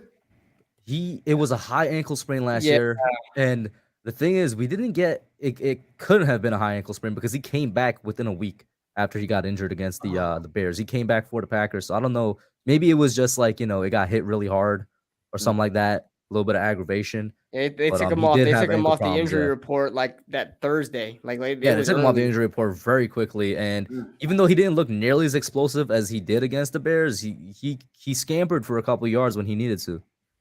Okay, but got to be careful with those ankles, man, because Ravens are all too familiar. Because Ronnie Stanley, he had ankle issues, and his ankle just got tore up in 2020. I think he played like maybe 6-7 games in 2020. Then missed the rest of the year. Then in 2021, he played in 1 game. Then missed the rest of the year, and then literally played in his first game this last week. So and it was from his ankle. He had another surgery too that they didn't disclose, but he had ankle issues. So they better be careful with that ankle. That's very similar to like our left tackle Andrew Thomas has been dealing with ankle injuries pretty much his entire career up to this point. I mean, he's best left tackle in the league. Best left tackle in the league right now. But yeah, currently I don't know if you know that, Engraven. He's currently the highest graded overall player in the NFL. Andrew Thomas. Really? Not only is the highest graded tackle, he's the highest graded player in the NFL. Yeah. Which he's having a fantastic. It's crazy right to now, think about. But I don't want this to sound like, so far it's just sounding like us being down, y'all. That's definitely not gonna be it. I need you to talk to me right now. Tell me what the Ravens are going to do that's just better that the Giants can't defend against, or whatever the case may be. How are they going to win Tell this us game? your strengths. How are the Ravens going to win this game? I think just pass defense is big. Pass defense is really crucial because early on the Ravens pass defense, it was shaky. It was definitely shaky. Obviously that game against the Dolphins where Tua just decided, you know what, I'm gonna turn into Dan Marino today, and end up throwing like 6 touchdowns. Now, granted, Marcus Peters, it was his first game back from injury, and Marlon Humphrey was out when Tua started going off. But still, it still happened, and it still happened against the Ravens. So there's no excuses because it still went down. And then even against the Patriots, Mac Jones, I think he went for over 300 yards. And Devontae Parker, like this dude, I don't know if that's his best game ever, but he had like 150 yards in the first half. But he was picking. They were picking on the Ravens' young corners, like the Ravens' first and second year corners, which was smart because that wasn't going down against Marlon Humphrey and Marcus Peters. But I think pass defense will be huge because Josh Allen, y'all know Stephon Diggs, Gabe Davis, Dawson Knox, all of them, Isaiah McKenzie. He only threw for 217 yards against the Ravens. Okay. And then, I mean, you see what he did to the Steelers. I think he had like 350 yards and like 4 touchdowns in the first half. My God, he was about to break record. He was on pace for like 700 yards that game. he went crazy, man. But and then against the Bengals, the Ravens held them with Jamar Chase and Tyler Boyd, Hayden Hurst, not really T. Higgins because he was hurt, but they held him to under 250 yards as well. So it seems like that pass defense is coming along. Now, if for the Ravens to beat the Giants, the biggest thing to me will be them holding down Saquon Barkley early and often, and just really, and it sounds so cliche, but making the Giants more one-dimensional. And you do that 2 ways. One, you stop Saquon Barkley from going off, and that obviously that will be a very, very tough task. Tackling will have to be at an all-time high. Because you can't have somebody like him break tackles because he can break it and cut up the field and then take it to the house. But tackles, you got to make sure you wrap up and tackle. But also, if Ravens could get a pass rush, because the pass rush has been inconsistent, and the Ravens, since the pass rush had been so bad, and the Ravens had been dealing with a lot of injuries to the outside linebackers, defensive ends, they signed a familiar face to the Giants face. Oh yeah, he was playing well, man. Yes. I was so happy, man. I almost had a tear fall from my eye, bro. I was like, this man, his first game back, he was on the couch the majority of the season. He's out here being a playmaker for you guys, man. That's something I'm looking forward to too. I hope that he's still on your practice squad. They bringing him up for these games, or no. He's active roster. Active roster. Good, man. I really want to see him out there, man. Interesting. He's wearing number 4, but I love JPP, bro. Love him. Love him. Shout out to him. His first game, he's a little quiet, but this last game, he had. I don't know why we haven't signed him back, man. Really? Yeah. Shout out to CR90 for $2 super chat. He says, "Big trust." Big trust. Big trust. Yeah, man. But along with stopping Saquon Barkley and making the Giants one-dimensional, another way to do that is on the flip side on offense. Ravens, they have to score. They really have to score points. And if you can continuously score points, though, not just score in the first half and then shut down like they have been for the most part this year, but continuously score. And they have to just be ready for the blitz, because the thing about Wink that we have learned over the years with Wink, before a game starts, you know he's going to blitz you. You expect him to blitz you. You wait for him to blitz you. Wink knows that you know that he's gonna blitz you. He still will blitz you anyway. He don't care, man. I know he doesn't care. Wink does not care, man. He still gonna blitz you anyway. So Ravens gotta have a counter for those blitzes. And again, so far this season, for the most part, they have had that. So they just gotta continue that. And with Lamar too. I know last game was a little bit rough, a little bit off, missed some opportunities. So you playing in an away game, you can't miss those opportunities, especially against this team like Giants. They feeling themselves as they should. They're sitting at 4-1. and they shocking the world right now. I don't even know if Giants fans would have even expected them to have this. No, we didn't. No, we didn't. But I know it's a good feeling to have, especially when it's been struggles for so long. So it's so important that the Ravens, they score and they keep scoring in the second half too.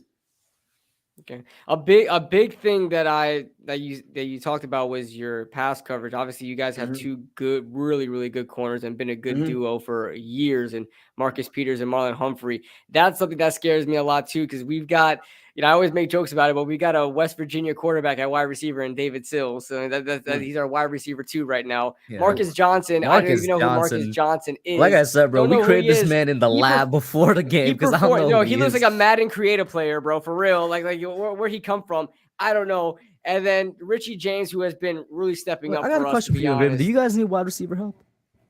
Yeah, we do. Because do you want to take Kenny Galladay off our hands? I don't know about all that part. Take his maybe Kenny Galladay will succeed with y'all, bro. You never know. But something that I'm concerned about with the pass defense is, the only way we're able to like move the ball downfield in the passing game is utilizing play action. Like it's the only way we're able to move down, and I fear that. Like that's not going to matter with your corners. Like I feel like you guys are just going to hold it down, and then you're definitely going to make us one dimensional because then they're not even going to worry about our play action too much. So so I'm worried. I'm definitely worried about the pass defense. Definitely worried about you guys' pass defense. With that, I think that this will have to be a big game for Ravens young corners because Marlon Humphrey, this may be so far probably the best that he's ever played. He's always been an elite corner, man. That's crazy to think about. He's been playing phenomenally, man. He's been having such a great season, and it's been consistent. Like before with Marlon Humphrey, we've seen some highs, we've seen some lows too. We've seen it be up and down. Overall, pretty good, but like this year, he's been playing great consistently. Marcus Peters seems to be fully healthy now, and he's been playing really good too. So with those two, especially if y'all have all those injuries at the wide receiver position. I'm not worried about Marlon Humphrey, Marcus Peters, but the biggest concern would be the young cornerbacks, like a Brandon Stevens, who's in his second year, Pepe Williams, who's in his first year. Though with those two, in order for the Ravens to have success against this Giants passing offense, those two Ravens have to make sure that they're in positions to succeed and where they cannot be taken advantage of. It's going to be so important because they have been overall and what's been a good pass defense. They have been, I guess, the weak links, so to speak. Those are your slot guys. Those are slot guys. Right. Okay. Who is even our slot receiver right now, bro? Richie James. Richie James. Shout out to Richie James, man. Yeah. That was a guy. You know what's funny? I got the chance to go to Giants training camp this offseason. And I liked Richie James, but you know what I said in the offseason? I'm like, this man's going to be such a great wide receiver 4 or 5 for us. And he's our wide receiver 1. Like our wide receiver 1 starting. Hey, we signed him to be a punt returner, bro. Yeah, we signed him to be a punt returner. And he's, oh my God. He's balling out. Shout out to him. He hasn't made us upset. Like he's actually been balling for us. He's been the only passing threat in our offense, but like, it's crazy. It's crazy that he's our number 1 wide receiver. Like he still leads the team in receptions this year. I'm still dumbfounded that that's who we have right now. I'm still. Yeah. I hope we use Darius Slayton a lot more, but it sounds to me like we just got to straight up just pound the rock through Saquon, through Daniel, through ground and pound. If the Giants are gonna have to win this game, it's just gonna have to be through the running game, which once again it's been how we won most of our games this season. And it sounds like with the Ravens, like you said, you guys got to score. That's the thing. Me and KB were talking about it a little bit earlier, and even before we started the stream, where it's like, if it comes to a case where it's a shootout, that's where I'm extremely uncomfortable. Like if the Ravens are scoring a lot of points on us, we only just scored 27 points. It was the first time we scored more than 25 points in like 2 years. So it's like we're not. Yeah, it's been a long time since we scored more than 25 points. It's been a crazy long. You can imagine and even if it's not an exaggeration, it's probably like maybe once in the past 2 years that we've scored more than 25 points. We've kind of always been hovering around that 20-21 point area per game. So it's like if it gets into a shootout situation, I'm very, very concerned. I don't know if we could. I would hope that we could. but we'll see. Yeah, I don't think David Sills is shaking up Marlon Humphrey for a Yeah. 9. You know, To be fair, the He's a Ravens got technician. 2 elite cornerbacks. Mhm. I didn't hear I didn't hear none of Alexander's name this past game, and he was healthy. He was playing against the wasn't he? Packers. Yeah, Against the yeah. I Packers. mean, he. So I think for at least one of those guys, maybe I don't know. It's really gonna come down to Saquon in the passing game and like our tight ends. That's what it's gonna if be. they need to try to get Saquon in one-on-one matchups if they like receiving the ball. I don't know who's your guy that like covers like running backs if they were to like split out wide or something. You got safeties, linebackers. Oh no, he's laughing already. Yeah, he's laughing. He's like, oh man, don't get me started. Nah, that would probably be Patrick Queen. It'll probably be him. Okay. So- I like the matchup. I really trust Saquon. I don't think Patrick Queen's a terrible player. Maybe you have other, but like the only matchup I would say that Saquon has a fair matchup is like against a safety or something like that. Just someone who's more agile. Like linebackers, he's been pretty successful against in the passing game. But but that's how I feel like the Giants are gonna have to move the ball downfield, go ahead and use Saquon in the run game and pass game. But Yeah. I mean, I can't really think of anything else. Cable, you got anything else you want to ask him, Rand? How's KT been? This is his third game gonna be playing in.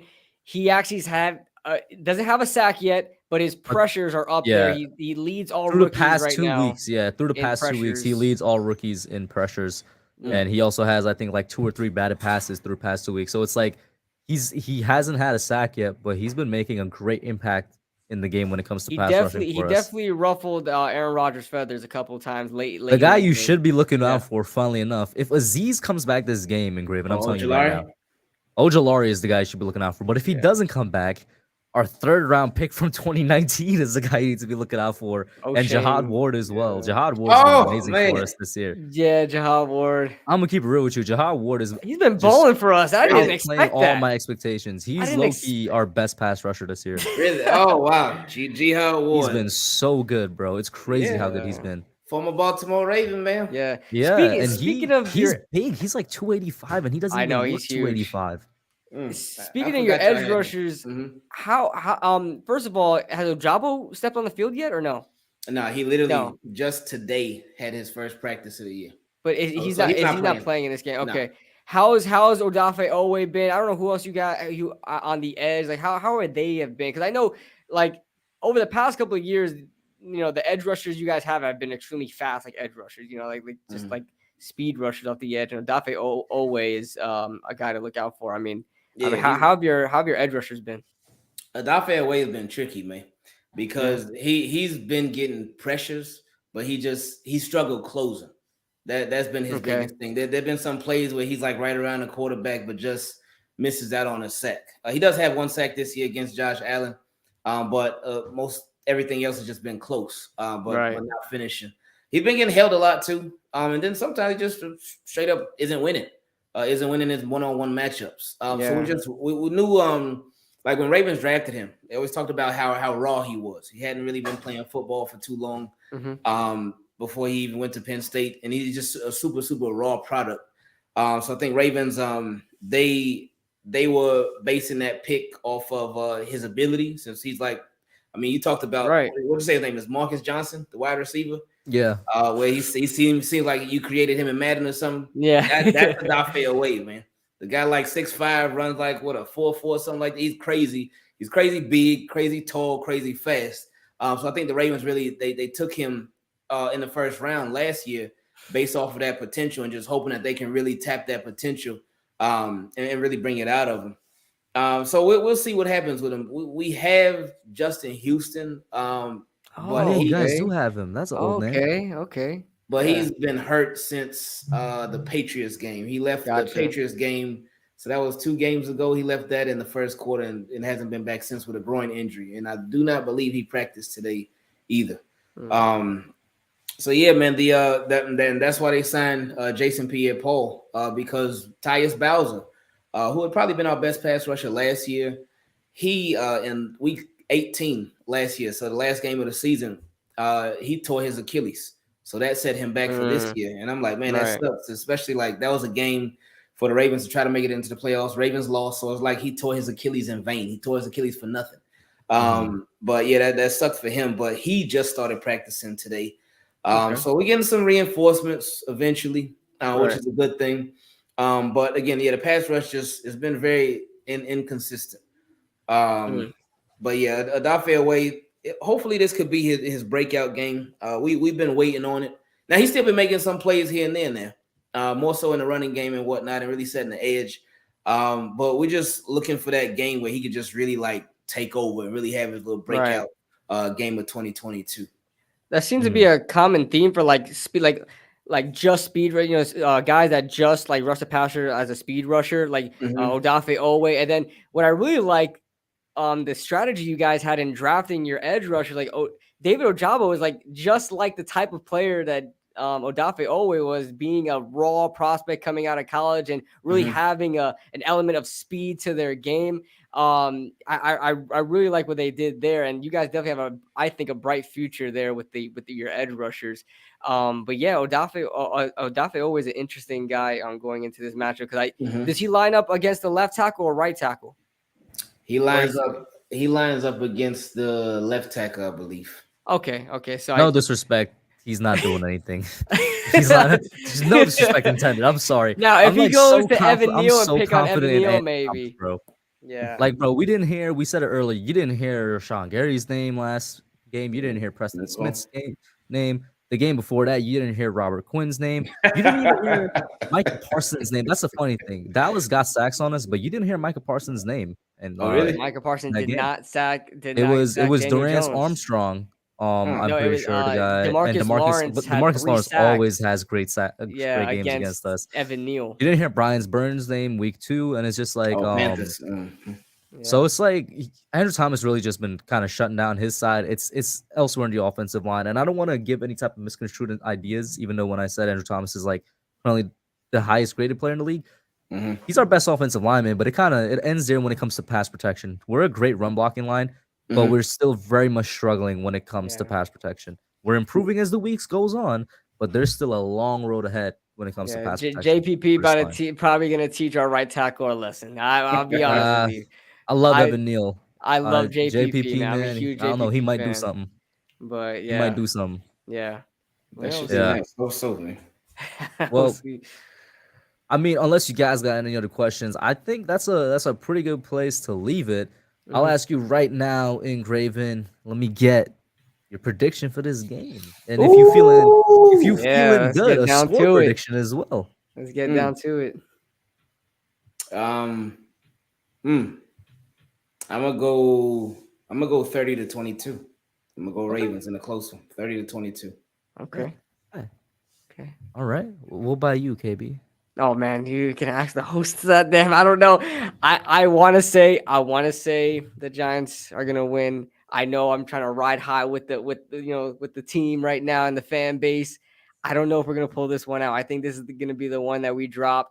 The Ravens scare me, man. I talked about earlier about Lamar Jackson. I was gonna say not necessarily the Ravens. Lamar Jackson is wowing me. Absolutely terrifies me. He is throwing the football so well. And really just staying in the pocket. And when he does need to go out, he does his thing. But he's scaring me this season, and I don't know. I feel like Lamar Jackson and the offense is probably going to get to scoring a lot of points. Probably not going to be like too much out of our control, but I don't think our offense is going to be able to keep up. Just because of the personnel that we have, we can only do so much with the scheme that we have. I think Brian Daboll so far has been doing a really good job, and Mike Kafka with the offense and trying to get the ball moving with the personnel that we have. But I don't think it's going to be enough for the Ravens. I think this is going to be like a 30. I'm going to say like a 30 to, man, I'm going to say like 30-17 type game. That's how I feel. Whoa, that's a blowout basically, bro. Yeah, 13 points. I feel like we'll stay close because I could be wrong, Engraven. I think you guys start off slow on offense in the beginning, right? Is that true? Because I know you guys start off slow against the Jets, right? Yeah, but he said they're like a pretty terrible second half team. Yeah, they get it going though. Eventually in the first half, okay. Normally, but then the second half, that's when they get really slow. Yeah, I would hope that we keep it close by halftime. Even if we're trailing, I would hope that we keep it close and, Wink finds a way to adjust and try to help our offense get there. But I would hope that the Giants win, obviously. I just can't see that being the case just yet. I don't think this team is there yet. I think this is definitely our toughest task yet is the Baltimore Ravens. So I'm going to say we lose this game. All right, it's my turn, and I guess we got 2 picks for the Ravens on the show. I'm gonna keep it real with y'all. I can't let it be a sweep. Nah, I just can't let it be a sweep. That's not happening. I wasn't gonna be the guy. That. Hey, I wasn't gonna be the guy. So you can be the guy. I'm not doing it. I'll happily be that guy when it comes to like having your fans. Listen. I'm gonna go. Well, I wasn't even gonna pick the Ravens anyway, but because of superstition. Are you a superstitious guy when it comes to football and Graven? You're not. No, not at all. I am. And every single game this year, I've picked the Giants to win. Now, obviously, it didn't work all the time, but 4-1. You know what I'm saying? I picked this to win every single game, but I admit the Ravens still terrify me. Lamar Jackson still terrifies me, but I feel better going into this game now from what I heard tonight, especially when it's the strength of our offense is our run game. We're the number 1 rushing offense in the league. It seems like one of the weaknesses of the Ravens defense is defending against the run. That's a matchup win for us. The strength of our defense is the second half, and our team really is the second half. The point differential, we lead the league in the NFL, plus 39 in the second half, and the Ravens are a team that have yet to be that 2-half team and complete the game in the second half. And if we win, those are going to be the 2 most important factors if the Giants do win. And I'll say we win. I don't think we get to 30. It would be a game where it's like 24-17 if we win. I don't even know if the Ravens have been held to a low-scoring game like that so far. But in terms of points scored, the Giants are, I believe, top 10 or in the NFL, or even better when it comes to points scored. I think it was 19. 19 against the Bengals. You guys won. So okay. Yeah. Okay. That's what I'll say, man. Shout out to everybody in the chat. Whether you were here from the beginning or whether you came in with a team, keep it clean. I appreciate it so much. Please go over and support Engraven if you're new to him. Go over and support my co-host KB. We're gonna be out. Any last thoughts, guys? Let's have a good game. Yeah, let's have a good game. You know what? It's gonna be better than 2020. It's gonna be better than that matchup. Diggy had a good comment. He said, "I'm gonna be cheering on JPP while mad he sacked DJ." That's true. That's me. I love JPP. One of my favorite Giants. But he's one of my favorite players, man. Yeah. But guys, thank you so much. That's it for now, and we are gonna be out. Later.